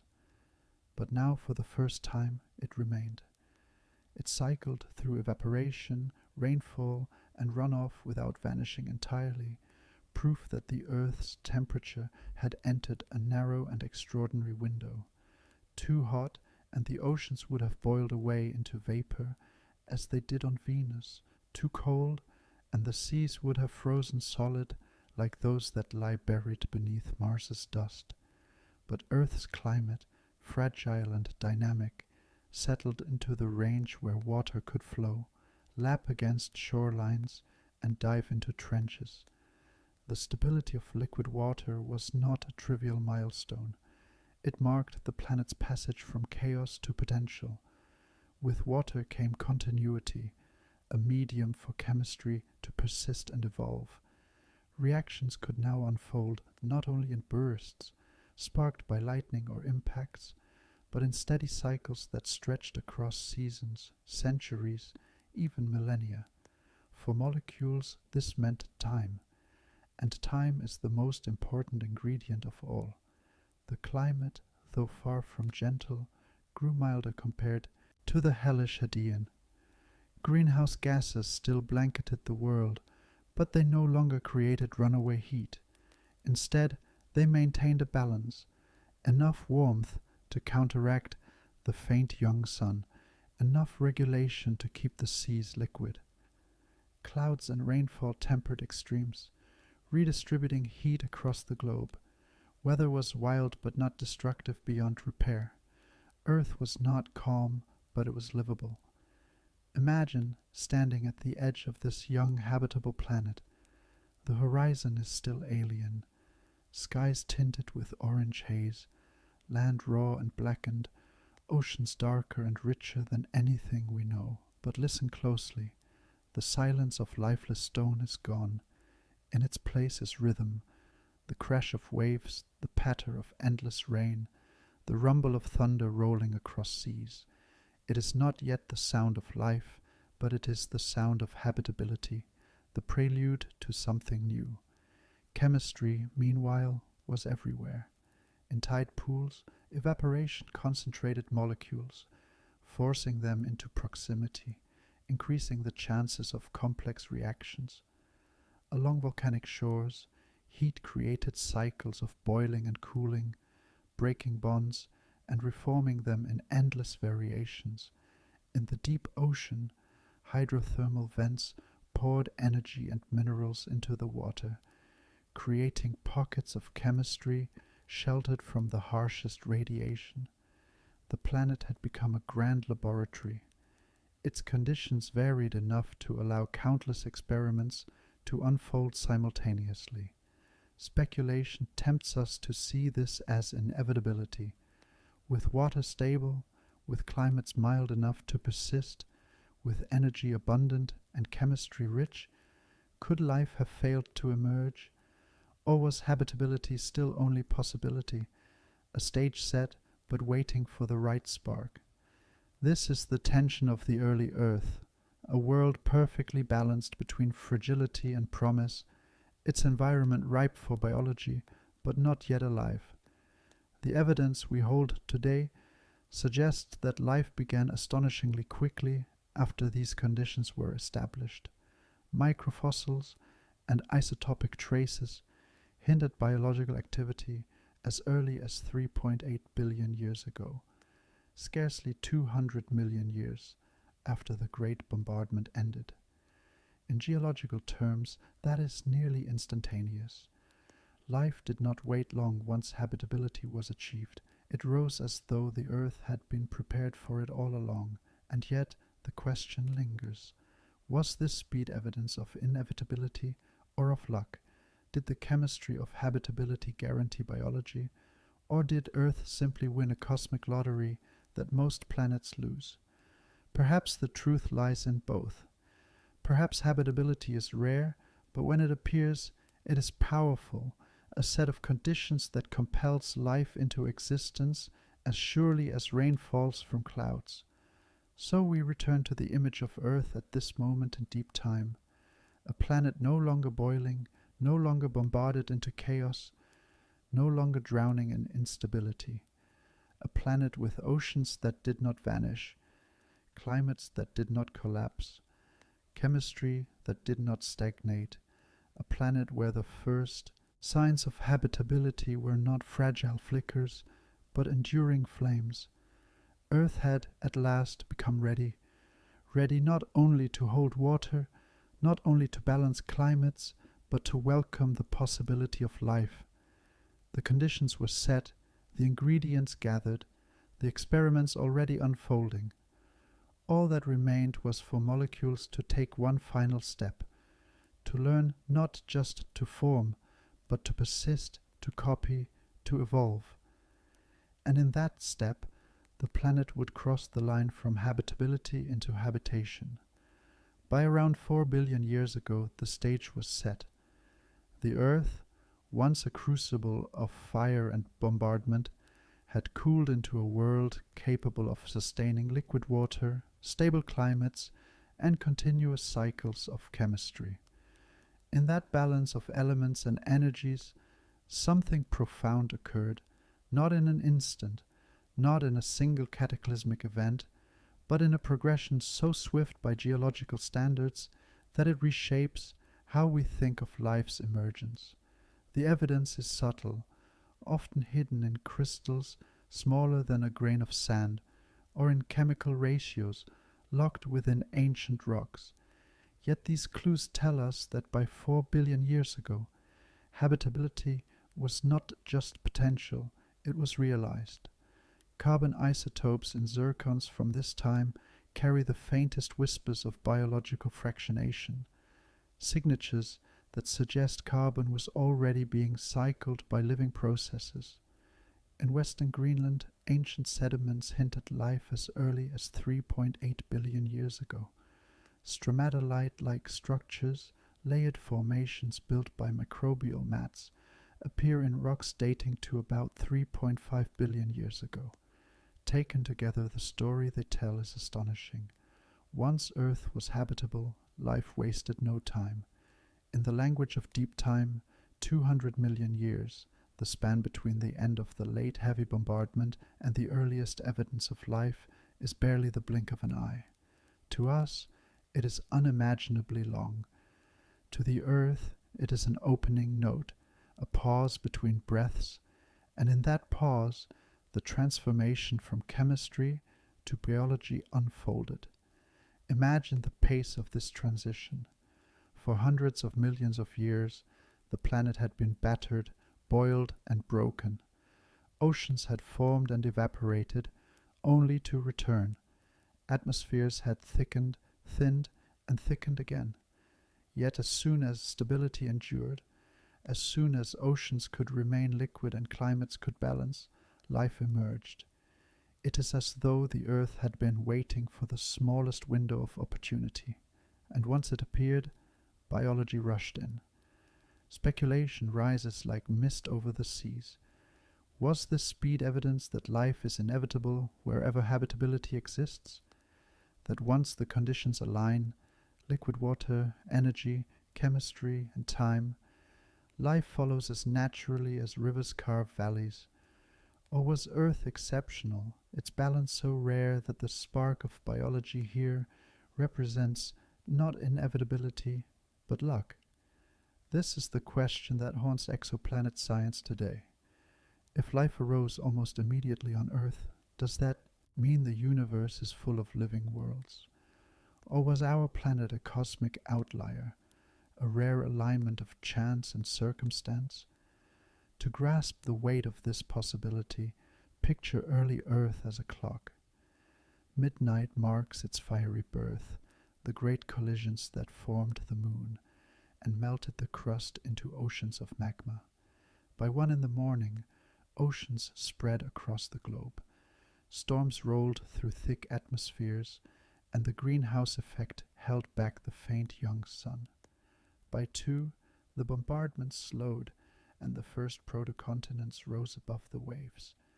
By 3, the earth was habitable, not gentle, but balanced, capable of holding oceans, climates, and chemistry. By 4, life appeared. The timeline is so compressed that habitability and biology almost overlap. There was barely a pause between a world capable of hosting life and a world that contained it. Consider what this means.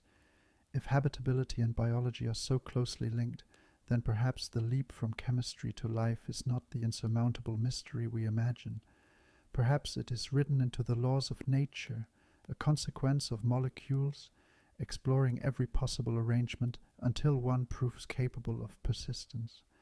And once persistence appears, evolution follows, shaping that fragile beginning into resilience, diversity, and complexity.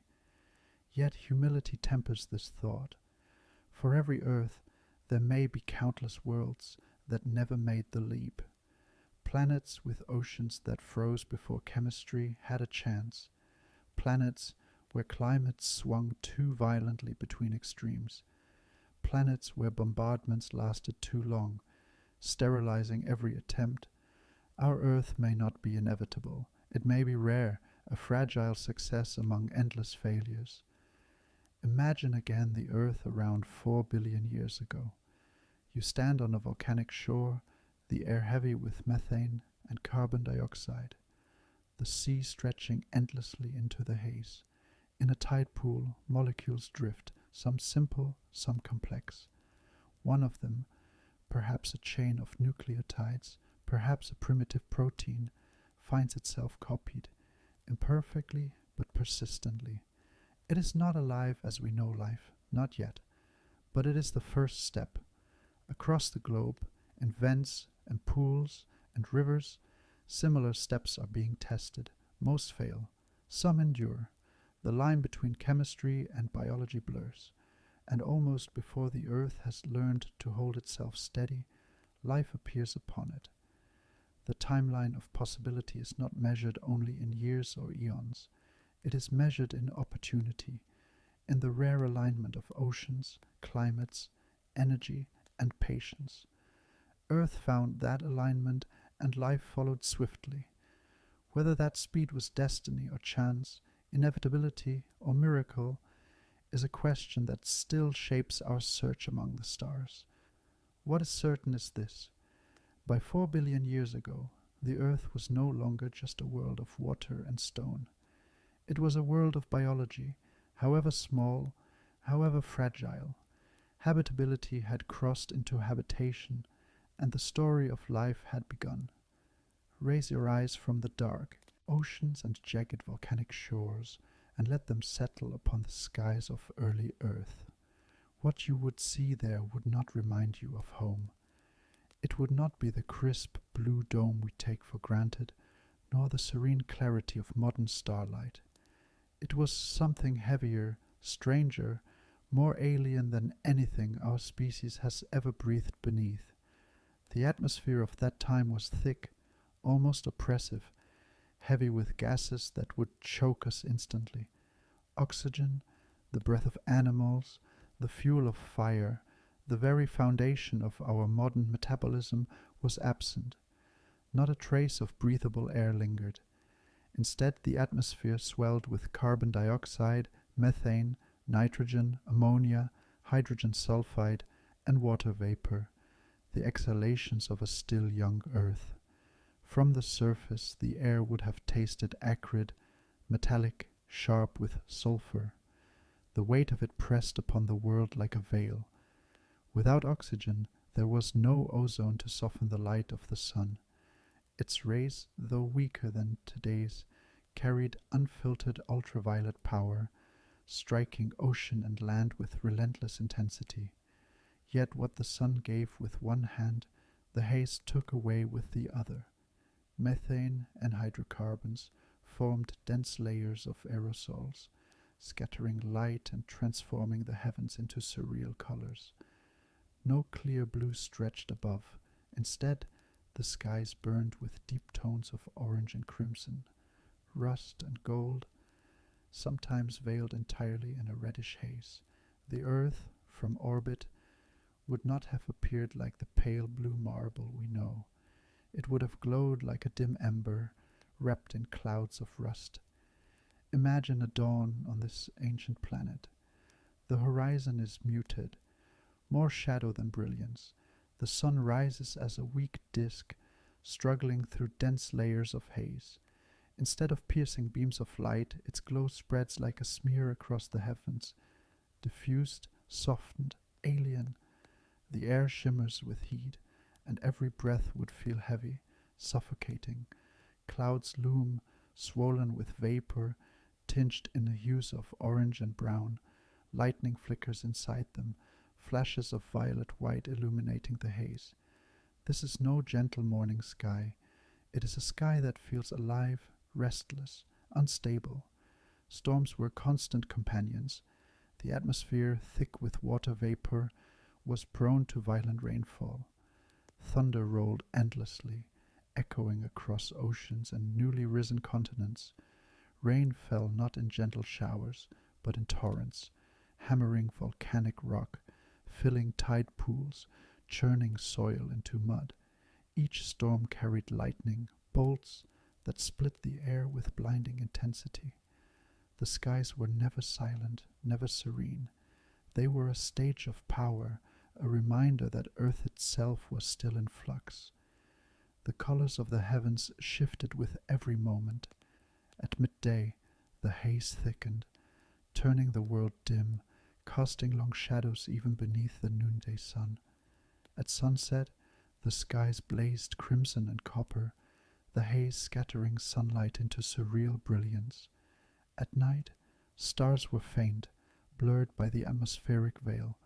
Sometimes, the moon, still close and looming larger than it does today, would rise as a dim orange disk, glowing faintly through the murk. The heavens were alien, stripped of familiarity, filled instead with strangeness. Volcanoes, ever restless, poured fresh gases into this atmosphere. Ash plumes rose high, spreading like curtains across the skies. Sulfur dioxide tinged the clouds yellow and green. Carbon monoxide mingled with methane, feeding chemical reactions in the air. With every eruption, the chemistry of the skies shifted. With every rainfall, that chemistry was delivered into oceans and tide pools. The sky was not separate from the earth. It was part of the same laboratory, endlessly mixing gases, water, minerals, and light into experiments that paved the way for biology. And without oxygen, the atmosphere carried a paradox. To us it would have been toxic, deadly, unlivable, yet to chemistry it was fertile. Ultraviolet radiation, pouring freely through the ozoneless heavens, struck methane and ammonia molecules, breaking them apart, recombining them into hydrocarbons and nitriles. These fell as organic rain, drifting into oceans to feed the restless chemistry below. The danger of the skies was also their gift. They delivered complexity, not calm, but potential. Speculation beckons us to imagine how it would feel to stand beneath these alien heavens, to raise your eyes and see not a friendly blue, but a dense, suffocating haze, to watch the sun as a weak ember, its light dimmed and scattered, to live in a twilight world where the horizon glows orange even at noon, where nights are dim, where stars are distant and vague. Would it feel lonely as though the cosmos were hidden behind curtains, or would it feel intimate, as though the earth itself wrapped its veil close around you, enclosing you in its experiment? The truth is that these skies, however alien, kept the earth alive. Methane and carbon dioxide created a greenhouse blanket that trapped heat, counteracting the faint young sun. Without them, Earth would have been frozen, its oceans locked beneath ice. Instead, the haze held warmth close, allowing seas to remain liquid, allowing chemistry to persist. What we would call toxic was, for that world, salvation. From the ground, the skies must have seemed alive. They pulsed with color and storm. They carried energy and lightning and ultraviolet rays. They exhaled sulfur and methane from volcanoes, and they rained organic compounds back down into oceans. They were dynamic, shifting, unpredictable, a canvas in motion. This was not a sky to gaze upon idly. It was a sky that demanded reverence, a sky that reminded every molecule, every ocean, every tide pool, that Earth was still young, still learning what it meant to be habitable. The Archean skies tell us something profound. Habitability does not always look familiar. It does not always look comfortable. The skies that nurtured life were alien, dim, toxic, and violent, and yet beneath them the first biology appeared. Perhaps this is the greatest lesson of all, that life does not require a sky that looks like ours. It requires balance, patience, and possibility, even if wrapped in haze the color of rust. And so, the ancient skies of Earth were not fragile backgrounds. They were active participants in the planet's transformation. They filtered light, trapped warmth, carried energy, and delivered chemistry to oceans. They were alien, but they were fertile. They were unbreathable, but they were habitable. And in their restless glow, the first world of life was born. Step into the light of that early Earth, and you would know immediately that this was not the world we inhabit. The air itself was unfamiliar, the light that pierced it strange and unsettling. Though the sun had risen in the same sky, it did not appear as it does today. Its brilliance was muted, its warmth veiled, its rays filtered through layers of haze that painted the world in tones of amber and copper. This dimness was not the gentleness of dusk, nor the soft twilight of a clear evening. It was pervasive, unending, the very nature of daylight itself. Even at noon, shadows were diffuse, their edges blurred by the scattering of light through methane haze. The sun glowed as a pale disk, its radiance spread across the sky rather than concentrated into sharp beams. It was as if the heavens themselves had been reduced to a glowing canvas, luminous but indistinct. The atmosphere, dense with gases, allowed visible light to pass but stripped it of clarity. The lack of oxygen meant no ozone layer, no shield to absorb ultraviolet radiation. This left the Earth exposed to harsher, invisible forces. Rays of UV light, fierce and unrelenting, poured down upon oceans and land, striking molecules with energies that could both destroy and create. To us, this would be deadly, mutating cells, damaging skin, rendering the surface unlivable. But in a world without complex organisms, this radiation was not a curse but a sculptor, driving chemical reactions that shaped the earliest steps toward life. Imagine standing in such light. The horizon glows in deep orange, the sky above tinted with rust. Every surface appears darker, richer, its colors deepened by the strange filtering of the air. The sun never blazes, it smolders. Yet unseen the air crackles with ultraviolet energy. You would not see it, but you would feel it, a tingling burn on skin, a sharpness in the air itself. And if you looked at night, you would find the stars dim, their light scattered, faint pinpricks blurred by the atmospheric veil. The moon, newly formed and looming larger than it does today, would rise as a copper-colored lantern, casting eerie reflections across stormy seas. The air itself was heavy, laden with water vapor, methane, and carbon dioxide. Each breath, had you tried to take it, would choke you, filling lungs with poison. Yet for the planet this air was lifeblood. It trapped heat, balancing the weakness of the young sun. It circulated endlessly, storms rising and falling, clouds forming and dissolving. Rain fell in torrents, evaporated and fell again. The air was not inert, it was alive with motion, a partner in the earth's cycles. Speculation invites us to wonder, how would this world have looked to an observer, if such an observer could have stood upon its shores? Would the skies have seemed suffocating, oppressive in their dimness, or would they have held a strange beauty, a palette of endless sunsets stretching across the horizon? Perhaps in the interplay of orange haze and golden light, there was a haunting majesty, alien yet breathtaking. And what of the creatures to come? If life arose under such skies, it did so in an environment wholly unlike our own. Its earliest forms did not require blue skies or gentle sunlight. They arose in a world of dim radiance and harsh radiation, where energy came not from comfort but from adversity. It is humbling to consider that life's first steps were taken not under familiar conditions, but under alien ones, and yet those very conditions may have been essential. The atmosphere, for all its strangeness, was not barren, it was a workshop. The ultraviolet rays that pierced it split molecules apart, creating fragments that recombined into new compounds. Methane haze filtered sunlight into diffuse warmth, softening extremes of temperature. Rain drew chemicals from the air into the oceans, feeding the restless chemistry below. In every way, the alien quality of the skies was not an obstacle, but an opportunity. To us, such a world would feel unwelcoming, uninhabitable. But habitability does not mean comfort, it means possibility.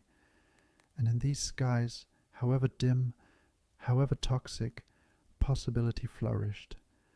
Earth at this time was alien-looking, a planet bathed in strange light, wrapped in unfamiliar air, and yet it was habitable in the truest sense. Life could not only exist beneath those skies, it could begin. The lesson of these alien skies is clear. Habitability does not wear a single face. A world need not resemble ours to nurture life. The first Earth was dim, hazy, and hostile to us, but it was fertile, rich, alive with chemistry. To imagine it is to glimpse how many other worlds, strange to our eyes, might also hold the seeds of life. Beneath those alien skies, in oceans darkened by iron and thickened with minerals, chemistry reached its most daring threshold. The world was no longer merely habitable in theory. It was now a laboratory in motion, every tide, every storm, every lightning strike an experiment. Within this ceaseless testing ground, molecules crossed from simplicity to complexity, from randomness to pattern. This was the dawn of life's chemistry, when the building blocks of biology first began to take shape. To imagine this world is to see oceans not as inert expanses of water, but as restless soups of possibility. Carbon compounds delivered by comets swirled with nitrogen and hydrogen from volcanic plumes, minerals dissolved from young continents mingled with salts, lightning carved through the skies, striking waves and tide pools, providing sparks of energy. Ultraviolet radiation, unfiltered by ozone, poured into the seas, splitting molecules apart and pushing them into new configurations. Every shoreline, every vent, every raindrop that joined ocean to sky was part of an experiment playing out on a planetary scale. It was this vision that inspired scientists in the mid-20th century to recreate early Earth in glass chambers. In 1953, Stanley Miller and Harold Urey designed an experiment that has become iconic in the story of life's origins. They filled a sealed flask with gases thought to mirror Earth's primordial atmosphere, methane, ammonia, hydrogen, and water vapor. They then passed electric sparks through the chamber, simulating lightning. Within a week, the clear water inside had turned a murky brown. Analysis revealed the presence of amino acids, the basic building blocks of proteins. It was a revelation. Under the conditions of early Earth, with energy and the right gases, the molecules of life formed spontaneously. No hand guided them, no blueprint dictated their shape. They arose because chemistry, given the right ingredients and the right energy, cannot help but reach toward complexity. Miller and Urey had captured in glass a memory of what may have happened countless times on the young Earth, when lightning met oceans beneath alien skies. But amino acids were only the beginning. Over decades, experiments expanded. Scientists tested ultraviolet light, hydrothermal vent chemistry, cycles of evaporation and concentration in tide pools. Each revealed new pathways to complexity, nucleotides that form the backbone of RNA, fatty acids that assemble into membranes, sugars that provide energy. The picture that emerges is not of a single road, but of many, all converging toward biology. Life's dawn may not have been a single spark, but a chorus of experiments, all feeding into each other, all finding ways to endure. Picture a tide pool on the shore of early Earth. Waves surge and retreat, leaving behind a shallow basin filled with water, rich in minerals. The sun bakes the pool, evaporating some of the water, concentrating the molecules within. At night, rain refills it, mixing in fresh compounds. Day after day, the cycle repeats. Molecules grow longer, chains form, loops emerge, some fragile, some stable. Most vanish, dissolved back into the sea, but some persist, some grow, some hint at replication. In that quiet persistence lies the whisper of biology. Now imagine the deep ocean, where hydrothermal vents roar like underwater volcanoes. Here, chemistry is powered not by sunlight, but by gradients of heat and minerals. Bubbles of hydrogen and sulfur rise through the dark, mixing with carbon dioxide dissolved in seawater. Within the cracks of mineral chimneys, microscopic pockets form, each a tiny laboratory where molecules are confined, concentrated, and tested.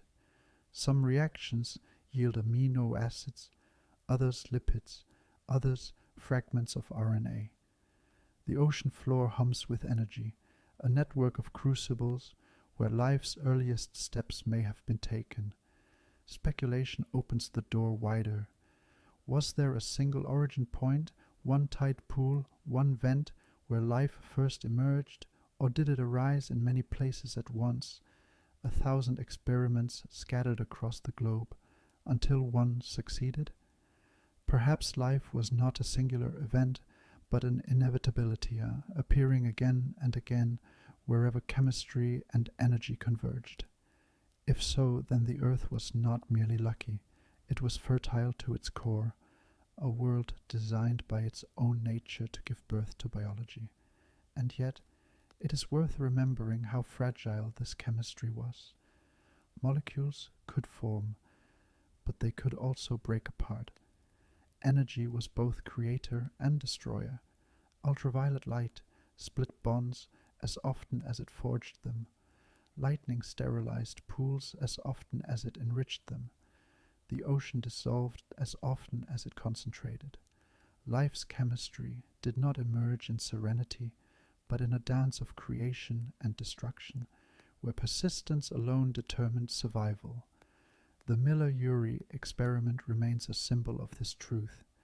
In its bubbling flasks, under artificial lighting, amino acids emerged not because they were destined to, but because the laws of chemistry make them natural outcomes when the ingredients are right. And if they could arise in glass, they could arise in oceans, in tide pools, in vents. They could arise on Earth. Perhaps they could arise anywhere. The chemistry of life's dawn was not biology yet.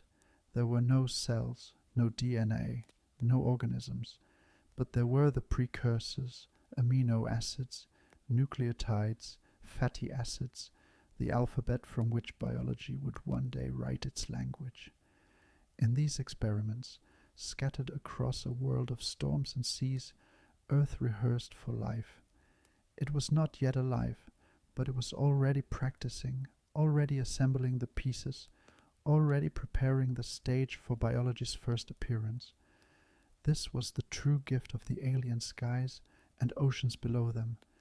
They created not calm, but possibility, and in that possibility, molecules began to take on roles they had never played before. They began to imitate life, to edge closer to something that could endure. The chemistry of dawn was not yet life, but it was no longer mere chemistry either. It was the first glimmer of inheritance, the first step toward the endless unfolding of evolution. If the chemistry of life's dawn offered the alphabet, then the next question was this: where was the first sentence written? Where, on a planet of storms and oceans, did molecules cross from experiment into persistence? Scientists have long debated this question, tracing their hypotheses back through rocks, chemistry, and imagination. And again, two cradles rise to the forefront: the hidden depths of hydrothermal vents and the fleeting margins of warm surface pools. Each offers a vision of Earth as both alien and fertile. Each presents a world in which molecules were not only formed, but tested, sustained, and given the conditions they needed to become something more. To imagine them is to imagine two vastly different laboratories, one buried in eternal night, powered by the Earth's fire, and one at the surface kissed by sun and storm. The case for thermal vents begins in the deep oceans, far from the volatility of storms, beneath miles of water. Here, cracks in the sea floor allowed seawater to seep into the crust, where it met magma-heated rock. Superheated, infused with minerals, the water erupted back into the ocean through towering chimneys of stone. These plumes, rich with iron, sulfur, and carbon compounds, created oases of chemistry in a world without light. Imagine standing on the ocean floor, though no human eyes have ever seen it as it was then. The water is black, colder than ice, but from the vents rise pillars spewing clouds of heat and minerals. They glow faintly in the darkness, ghostly towers exhaling life's ingredients. Around them, even in modern oceans, ecosystems thrive without sunlight, powered by chemosynthesis, bacteria and archaea that feast on the chemistry of the vents. could it be that life's first forms emerged here too, in the warmth of mineral-rich plumes, sheltered from the chaos above? The allure of the vent theory lies in its stability. Unlike tide pools, which dried and refilled in cycles, vents offered constant energy. They provided gradients of temperature, from searing heat at their mouths to cold water beyond, a natural laboratory for chemical reactions. Tiny pores in mineral chimneys could have acted as micro-reactors, trapping molecules, forcing them together, creating repeating cycles that edged closer to replication. These mineral structures may have even resembled the membranes of modern cells, giving molecules their first shelter, their first home. But there is another vision, equally compelling, the warm pools scattered along volcanic shores. Here, oceans surged against jagged rock, filling shallow basins with water. The sun baked them, evaporating water, leaving molecules concentrated in shrinking pools. Rain fell, refilling them, diluting them, starting the cycle again. Lightning struck nearby, splitting molecules and seeding the pools with fresh chemistry. Ultraviolet light poured down, destructive but also catalytic, driving reactions that forged longer and more complex chains. Picture one of these pools. Steam rises from its surface, mingling with the sulfurous air. Its waters are dark, tinged with minerals washed from rock. As the sun climbs, evaporation intensifies and the pool shrinks, concentrating the molecules within. Some form polymers, fragile chains that endure only briefly. At night, rain returns, filling the pool, washing in new compounds from the land and the skies. Again and again, the cycle repeats: concentration, dilution, formation, destruction. In these cycles, some molecules survive, some improve, some replicate.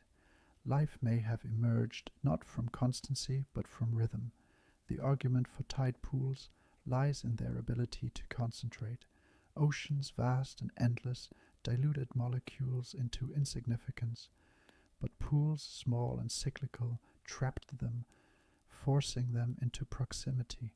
Where the ocean spread chemistry thin, pools thickened it, amplifying the chances of interaction.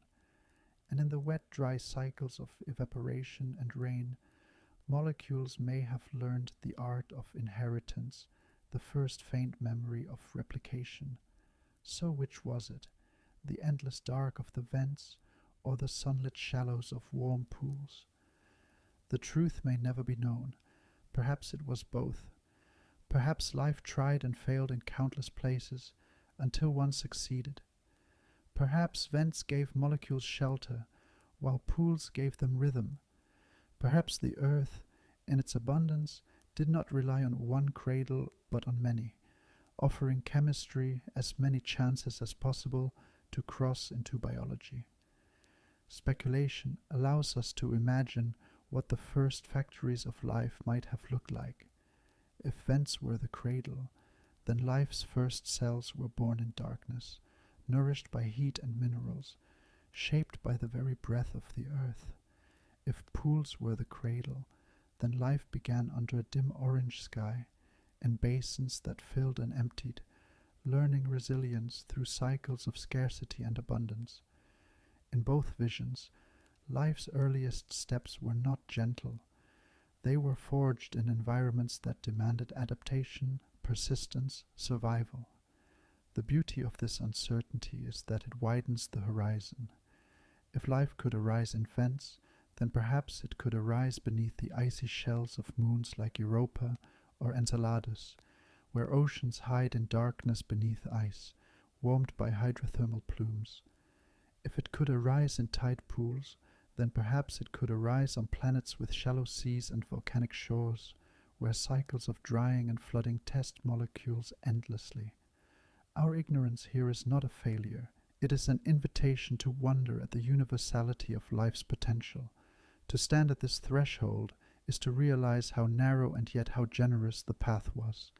Life did not emerge in a single strike of lightning, a single lucky pool, a single vent in the deep. It was the sum of countless experiments, tested in fire, water, air, and time. Most failed, but some succeeded, and from that success, however small, however fragile, the story of biology began. Hydrothermal vents and warm pools were not opposites but complements. One gave constancy, the other gave cycles. One offered shelter, the other offered rhythm. Together they remind us that life's origins were not a miracle but a process written into the chemistry of Earth, a process that may be written into the chemistry of the universe. From chemistry's restless rehearsals, biology finally emerged. Not suddenly, not in a flash of creation, but in slow and incremental steps, each building upon the last. Around 3.8 to 3.5 billion years ago, the first true organisms appeared, microbes so small they could never have been seen with the naked eye, yet powerful enough to change the course of the planet forever. These were Earth's microscopic pioneers, the earliest living entities capable of persistence, replication, and evolution. To imagine them is to shift your vision downward beyond the visible, into the hidden world of cells. They were not grand or complex. They carried no bones, no shells, no nervous systems. They were simple membranes, enclosing strands of genetic code, fragments of metabolism, rudimentary engines powered by chemistry. And yet, in their simplicity, lay astonishing resilience. They endured in boiling vents, in acidic pools, in sunlit shallows struck by radiation. They spread across oceans, invisible empires, thriving in places where nothing else yet lived. Evidence of their existence is not written in stone cities or fossilized skeletons, but in subtler signs. The oldest clues lie in isotopic ratios, patterns in carbon that suggest biological processes had already begun by 3.8 billion years ago. Later, by about 3.5 billion years ago, the Earth begins to whisper more clearly. In rocks of Western Australia and South Africa, scientists have found stromatolites, layered structures built by colonies of microbes. Stromatolites form when microbial mats, often cyanobacteria in later eras, trap sediments and bind them into domes. Layer upon layer accumulates, like pages in a book, recording not only the presence of life but its persistence through time. These ancient stromatolites, humble though they may seem, are monuments. They are the first visible evidence that biology had taken hold of the planet, rooting itself in cycles that would last billions of years. Imagine approaching one of these stromatolite structures in the shallow seas of early Earth. The water is tinted green and brown, rich with minerals. Beneath the surface, colonies of microbes cluster together, forming mats that ripple faintly in the current. Day after day, they capture energy, trap sediments, and build new layers upon old ones. To us they appear as little more than rocky mounds, but in truth they are bustling metropolises of microscopic life, cooperative communities that turned sunlight, chemistry, and time into survival. What makes these pioneers so extraordinary is not only that they appeared, but that they endured. The earth they inhabited was still harsh. Radiation poured through oxygenless skies. Volcanic eruptions continued to shake the crust. Oceans boiled with minerals and metals. And yet, these microbes thrived. They learned not to resist harshness, but to use it, to harness gradients of heat, energy, and chemistry to their advantage. Life's earliest forms were not fragile intruders. They were masters of resilience, adapted to a world of extremes. Speculation deepens the picture. If microbes appeared so soon after habitability was established, what does that say about life's potential elsewhere? Perhaps life does not need long ages of preparation. Perhaps, given water, energy, and chemistry, biology follows quickly. If so, then the universe may be filled with unseen pioneers, microbes thriving beneath alien seas, building structures like stromatolites on distant shores. Earth's story may be rare in its outcome, but not in its beginning. Yet there is also humility here. These early pioneers left little trace of their individuality. We cannot know their exact shapes, their genetic codes, their metabolisms. Their memory is written only in patterns of carbon, in domes of layered stone. But in that subtlety lies awe. They remind us that greatness does not always shout. Sometimes it whispers.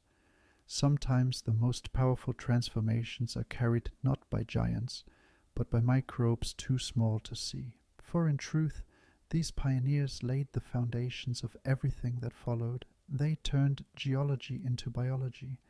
They converted chemistry into ecology. They taught the earth the language of life, a language written in replication, variation, and evolution. Without them, there would be no forests, no animals, no humans. The story of complexity begins with simplicity, and simplicity begins with them. So let us imagine again this young planet 4 billion years ago. The skies are still hazy, the seas still dark, the continents still small and scattered. But within tide pools, around vents, across shallow seas, life has arrived. Invisible, quiet, humble, and unstoppable. The microscopic pioneers have taken their place, and in their persistence they have begun to write the longest and most profound chapter in Earth's history, the age of life. Once the first microbes appeared, they did not remain confined to tide pools or clustered around the mouths of vents. They spread silently, invisibly, yet inexorably, until the whole planet was theirs. From about 3.5 billion years ago onward, Earth entered an age that would last for nearly 3 billion years, a microbial world. It is difficult to grasp the sheer scale of this dominion. To our eyes, trained to seek forests and mountains, whales and birds, microbes seem insignificant, but in this age they were everything. Every sea, every vent, every pool of water, every crack in the crust was home to colonies of bacteria and archaea. They were the rulers of Earth, not by size but by number, not by architecture but by persistence. Life was microscopic, but it was everywhere. Imagine drifting through an Archean ocean. The water is thick with iron, tinted green and red, dim under an orange sky. To you it looks barren, empty, but in truth you are surrounded by countless invisible kingdoms. In every droplet are communities of microbes, feeding, reproducing, exchanging genetic fragments, competing for space and resources. Their world is not measured in continents or oceans, but in microenvironments, a film of water around a mineral grain, a bubble near a vent, a thin mat spread across rock. Within these realms, diversity flourished. Some microbes learned to harness chemical gradients, feasting on hydrogen or sulfur. Others began to capture sunlight, not yet releasing oxygen, but using pigments to trap energy in primitive photosynthesis. Others adapted to extremes: high temperatures, acidic pools, salt-saturated basins. What seems hostile to us was fertile to them. Each niche was filled, each environment transformed into an opportunity. Speculation invites us to wonder at their hidden empires. If we could shrink ourselves to their scale, we would see worlds in constant motion, chains of cells clustering into mats, colonies competing at boundaries, chemical wars waged through toxins, alliances formed in exchanges of genes. These were not passive creatures. They were innovators, experimenting endlessly. Their successes passed down through generations that spanned minutes, not years. In their ceaseless multiplication lay the engine of evolution itself. The microbial world also reshaped the planet. Stromatolites, built layer by microbial mats, rose from shallow seas like rocky gardens.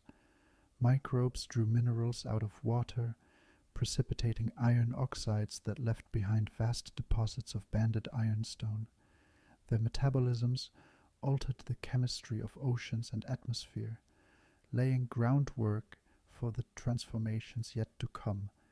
They were not simply passengers on Earth's surface. They were architects, changing the very stage upon which they lived.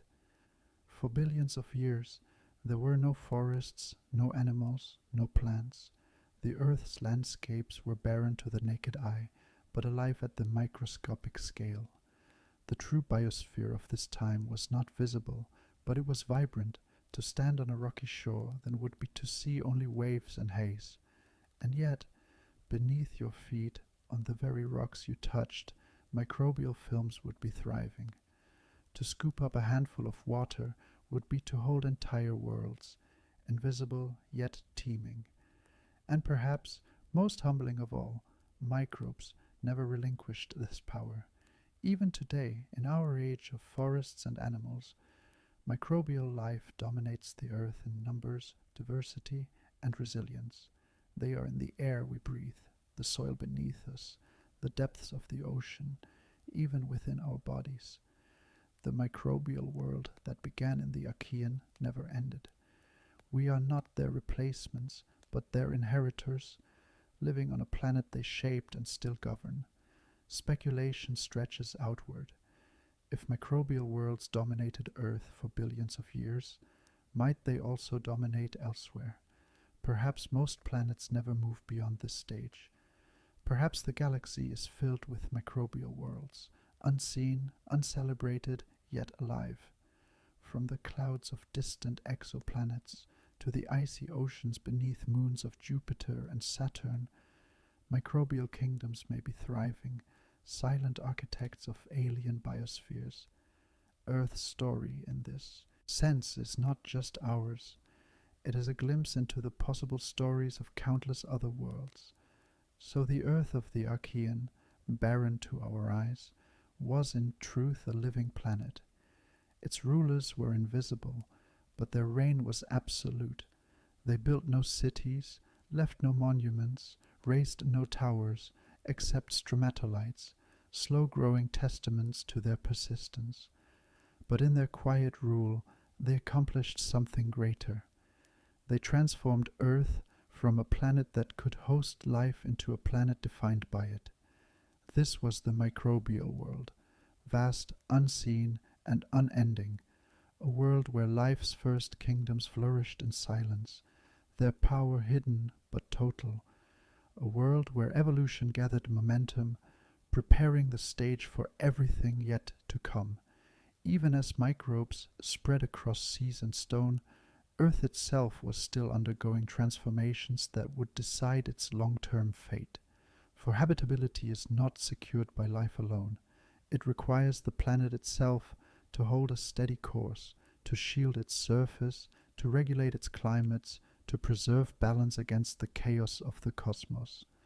Without stability, biology would have remained fragile, a flicker extinguished as quickly as it appeared. With stability, life gained the foundation it needed to persist. One of the most critical gifts of this era was the magnetic field. Deep within the Earth, molten iron churned and rotated in the outer core, generating a dynamo that wrapped the planet in an invisible shield. Against the fierce breath of the sun, the solar wind, a stream of charged particles that could strip away atmospheres, this field was Earth's first guardian. Mars, lacking such a field, lost most of its atmosphere long ago. Its habitability diminished. Venus, without a protective magnetic cocoon, endured atmospheric loss and chemical transformations that left it swathed in crushing carbon dioxide. But Earth, though battered, held its air. Its magnetic field deflected the solar wind, preserving the fragile balance of gases that made seas and life possible. Imagine the invisible beauty of it. Ribbons of charged particles flowing around the Earth, trapped and guided by magnetic lines, their collisions with the atmosphere producing shimmering auroras. To the microbial world below, these auroras meant nothing, but to habitability itself, they were signs of protection, signs that Earth's shield was active. Without that barrier, oceans might have boiled away under relentless solar assault. With it, Earth endured. Equally vital was the emergence of plate tectonics, the restless movement of Earth's crust. What began as fractures in the cooling lithosphere grew into vast systems of subduction and spreading, where continents were born, destroyed, and reborn. These motions recycled carbon, dragging it into the mantle through subduction zones, then releasing it again through volcanic eruptions. This cycle became Earth's thermostat, preventing runaway extremes. Too much carbon dioxide, and the planet would warm. But rainfall would draw it into rocks, storing it away. Too little, and volcanoes would replenish it, keeping the air dense enough to hold warmth. In this interplay, Earth maintained climates where liquid water could persist. Consider the delicacy of this balance. If tectonics had failed, Earth might have swung between frozen wastelands and hothouse infernos. Mars, with a smaller mass, cooled too quickly. Its tectonics slowed, then ceased, leaving its climate vulnerable. Venus, too hot, too stagnant, lacked the recycling that could have saved it from suffocation. But Earth moved, groaned, cracked, and healed, and in its restlessness it found balance. Speculation allows us to see this stability not as inevitability, but as rarity. For among the countless rocky worlds that orbit stars, how many have the right size, the right composition, the right molten heart to sustain both tectonics and a magnetic field? How many can dance upon the narrow line where climates remain steady for billions of years? If most worlds fail, then Earth's persistence becomes all the more extraordinary. From the perspective of microbes, none of this mattered. They thrived in vents, in mats, in films across rocks. They did not fear solar winds or runaway climates. They lived in the present, adapting to extremes. Yet without planetary stability, their story would have ended before it truly began. The magnetic field was their shield. Plate tectonics was their regulator. Together, these systems became the invisible scaffolding of the biosphere, unseen yet indispensable. Imagine Earth at this moment in deep time. From the surface, you see only seas, islands, and hazy skies, but beneath your feet, continents shift imperceptibly. Deep below, magma circulates. Far deeper still, the core churns, generating invisible lines of force that stretch into space. The planet itself is alive with motion, its hidden rhythms preserving the fragile surface against collapse. It is a world not only inhabited, but self-sustaining, a planet learning how to remain habitable for eons to come. This is planetary stability, not stillness, but motion and balance, a shield above, a cycle below.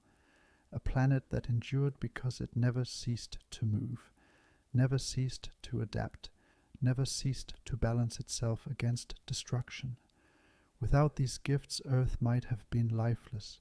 With them, it became not only habitable, but enduringly alive. Planetary stability was not a single invention, nor a fixed state. It was a dance, a balancing act played out across billions of years, as forces of destruction and preservation wove themselves into a dynamic equilibrium. The Earth did not offer life a perfect cradle from the start. Instead, it offered resilience, feedbacks, and cycles that kept conditions within the narrow boundaries where habitability could persist. One of the most profound of these feedbacks was the carbon cycle. Every breath of volcanic eruption released carbon dioxide into the air, thickening the greenhouse blanket that warmed the surface. But Earth was not doomed to suffocate beneath this gas, as Venus did. Rain falling endlessly from heavy clouds dissolved carbon dioxide into weak acids. These acids carved into rocks, pulling minerals into rivers and oceans. There, carbon was locked into sediments, buried, and drawn back into the mantle through tectonic subduction. Slowly, steadily, the cycle turned, preventing runaway heat by removing excess carbon and preventing runaway cold by returning it through eruptions. It was a planetary thermostat, imperfect but enduring. When the world warmed, rainfall and weathering accelerated, drawing down carbon. When it cooled, volcanic outgassing replenished the air, thickening the greenhouse blanket. The result was not constancy, but oscillation within a range wide enough to permit oceans and narrow enough to preserve life. This was the balancing act, a dynamic system that kept Earth from tipping too far in either direction. Other feedbacks joined the dance: the albedo effect, the reflection of sunlight from ice and clouds, tempered global temperatures. If the Earth cooled, ice spread, reflecting more light, amplifying the chill. If it warmed, ice retreated, exposing darker seas and land that absorbed more sunlight, amplifying the heat. Left unchecked, such feedbacks could have driven Earth into deep freeze or runaway hothouse. But the interplay of greenhouse gases and tectonic cycling pulled the planet back again and again from the brink. Even life itself, once it took hold, became part of the balancing act. Microbes altered the chemistry of oceans and air, pulling nitrogen into usable forms, releasing methane, influencing climate in subtle but significant ways. In time, their activity would even produce oxygen, transforming the atmosphere. But even in the Archean, their quiet metabolisms contributed to the fine-tuning of habitability, weaving biology into the planetary system. Speculation lingers here, heavy and tempting. Was this balance inevitable, the natural outcome of geology and chemistry? Or was it fragile, a rare alignment that most worlds fail to achieve? Did Earth succeed because of its size, its composition, its position in the solar system, or because of a deeper principle, one that guides worlds towards stability when the conditions allow?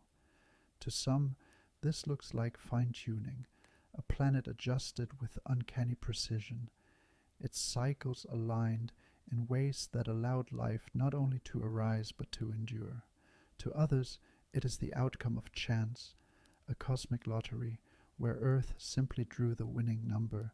Perhaps both are true, chance opening the door, natural laws guiding the balance once it began. Imagine Earth without these feedbacks, a world where volcanism ceased and the carbon cycle froze, a world where solar winds stripped away the atmosphere, a world where ice spread unchecked, locking oceans beneath frozen shells. Life, if it had begun, would have faltered, leaving behind only whispers in stone. But that was not our story. Our Earth swayed, stumbled, and recovered, its cycles flexing like muscles, its systems self-correcting. It was not perfect, but it was resilient. This resilience was the true miracle, for habitability is not static. It must be maintained, balanced against forces that would unmake it. Earth achieved this through its feedbacks, weaving together the deep rhythms of tectonics, weather, oceans, and biology. Each played its part, each held the others in check. In this way, Earth became not merely habitable, but self-sustaining, a planet capable of supporting life not for moments or ages, but for billions of years. Speculation takes us further still. If habitability requires such a balance, then how many worlds can achieve it? How many planets orbiting distant stars possess magnetic shields? tectonic cycles, carbon feedbacks, and atmospheres capable of self-regulation? Perhaps they are common, scattered across the galaxy.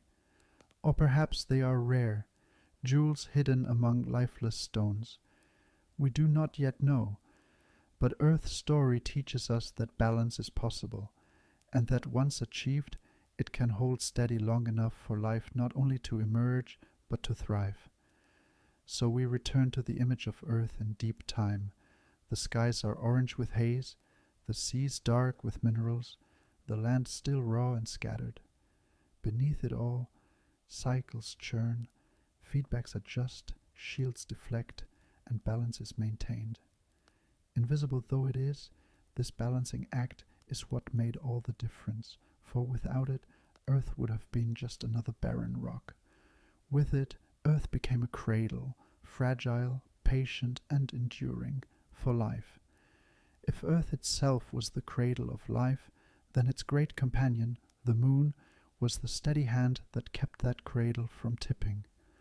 Born of violence, sculpted by chance, the Moon became one of the most vital players in Earth's long story of habitability. Its presence, so constant and familiar to us today, was not guaranteed. Yet without it, the balance that preserved life might never have held. The story begins in the Earth's infancy, when a colossal impact reshaped the planet forever. Roughly 4.5 billion years ago, a body the size of Mars, often named Theia, collided with the young Earth. The violence of that collision was beyond imagining. Crust and mantle torn apart, molten fragments hurled into orbit, the Earth itself nearly melted anew. Out of that chaos, gravity gathered the debris into a sphere, the Moon. Though born of destruction, it became a partner, shaping Earth in profound ways. The first and perhaps greatest gift of the Moon was stability of tilt. Earth rotates not upright, but on an axis tilted relative to its orbit. That tilt is the reason we have seasons, the shifting cycles of heat and cold across the year. Without stabilization, however, the tilt could wander chaotically, swinging from near upright to near horizontal. Such changes would wreak havoc on climates, driving oceans to freeze or boil, deserts to spread or vanish, life to struggle with extremes. Mars, lacking a large stabilizing moon, suffers such swings even today. Earth, by contrast, has remained steady for billions of years, its tilt anchored by the pull of the moon. Seasons have shifted, but gently, predictably, within ranges that life could endure. The moon also gave the gift of tides. From its earliest days, its gravity pulled at Earth's oceans, lifting them into swells that marched around the globe in rhythm with its orbit. These tides were not the subtle ripples we know now. In the early days, when the moon was far closer, they were vast, dramatic, reshaping coastlines daily. Waves surged inland, then retreated, concentrating chemicals in tide pools, refreshing them with every cycle. For molecules learning the art of persistence, tides were catalysts. They dried pools, then refilled them, driving cycles of formation and dissolution, concentration and dilution. In this rhythm, chemistry found continuity and biology found possibility. Imagine standing on a volcanic shore beneath the orange haze of Archean skies. The moon looms enormous above the horizon, many times larger than it appears to us today. Its pale surface reflects dim light across the seas. Then the water begins to rise, not in gentle inches, but in sweeping surges. Entire coves flood, filling pools and washing minerals across stone. Hours later, the tide retreats, leaving behind steaming basins of concentrated water. Molecules cluster, react, break, and reform. The cycle repeats again and again, every day, every night. In that rhythm lies the whisper of biology, the encouragement life needed to persist. Speculation invites us to see the moon not just as a stabilizer, but as a collaborator. Was it coincidence that life's emergence coincided with the tides of a young moon, or was it necessity? Could life have arisen without this companion to stir the seas, to steady the tilt, to bring cycles of change to a restless world? Perhaps Earth was unique not only because it had oceans and air, but because it had a moon, a midwife to habitability. The moon's role did not end in the Archean. Its influence has echoed through all of Earth's history. It slowed Earth's rotation, stretching days from a frantic 6 hours to the 24 we know now. Longer days meant longer nights, cycles that gave life predictable rhythms. It continued to stabilize climate, ensuring that even as continents drifted and atmospheres shifted, Earth remained within the band of habitability. It shaped migrations, breeding cycles, even the evolution of creatures that learned to follow the light of its waxing and waning. To us, the moon is a companion, a muse, a familiar presence in the night sky. To the early Earth, it was more. It was a stabilizer, a regulator, a partner in the great balancing act of habitability. It turned chaos into rhythm, tilt into stability, seas into laboratories. Without it, life's story may have faltered before it truly began.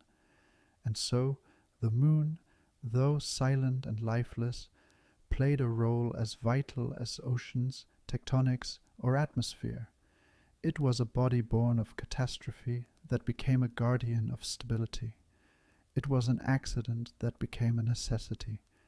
In its pale glow, the young Earth found balance, and in that balance, life found its first chance, and so we return to the Earth as it stood in its first habitable age, a world alien to us in every way, yet alive with possibility.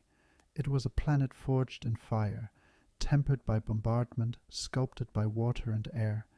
Its skies glowed with rust and haze, its seas boiled with minerals, its continents were but scattered scars upon an oceanic face. To our eyes it would look hostile, barren, even terrifying, yet within its violence it carried the delicate balance that made habitability possible. This was not a gentle Eden. It was a world of extremes, storms that tore across the skies, lightning that split the heavens, volcanoes that painted the horizon with fire. And yet, it was precisely this chaos that nurtured life's chemistry. In boiling tide pools, inventing sea floors, in oceans stirred by tides and storms, molecules learned to persist, to replicate, to endure. From this struggle came resilience, and from resilience came the first fragile steps of biology. The question that lingers is one we cannot yet answer. Was Earth unique, or was it one of many? Did our planet represent a rare harmony of chance and necessity, or does the universe abound with worlds where habitability arises naturally, as if written into the laws of creation? Perhaps Earth is singular, a jewel among dust, or perhaps every red dwarf, every gas giant moon, every rocky planet in the habitable zone harbors its own experiments, its own beginnings, its own microbial pioneers, waiting to be discovered. What we know is this: Earth's first habitable age was not inevitable. It was fragile, precarious, the result of balances that could so easily have tipped into failure. It was not the absence of chaos that made the difference, but the transformation of chaos into stability, fire into warmth, storms into energy, tides into rhythm. In that transformation lay the miracle of habitability. So let us leave this vision with an image that lingers: the Earth beneath an alien sky. The horizon glows red-orange, hazy with methane. The seas stretch endless and dark, stirred by tides, alive with chemistry, but silent still.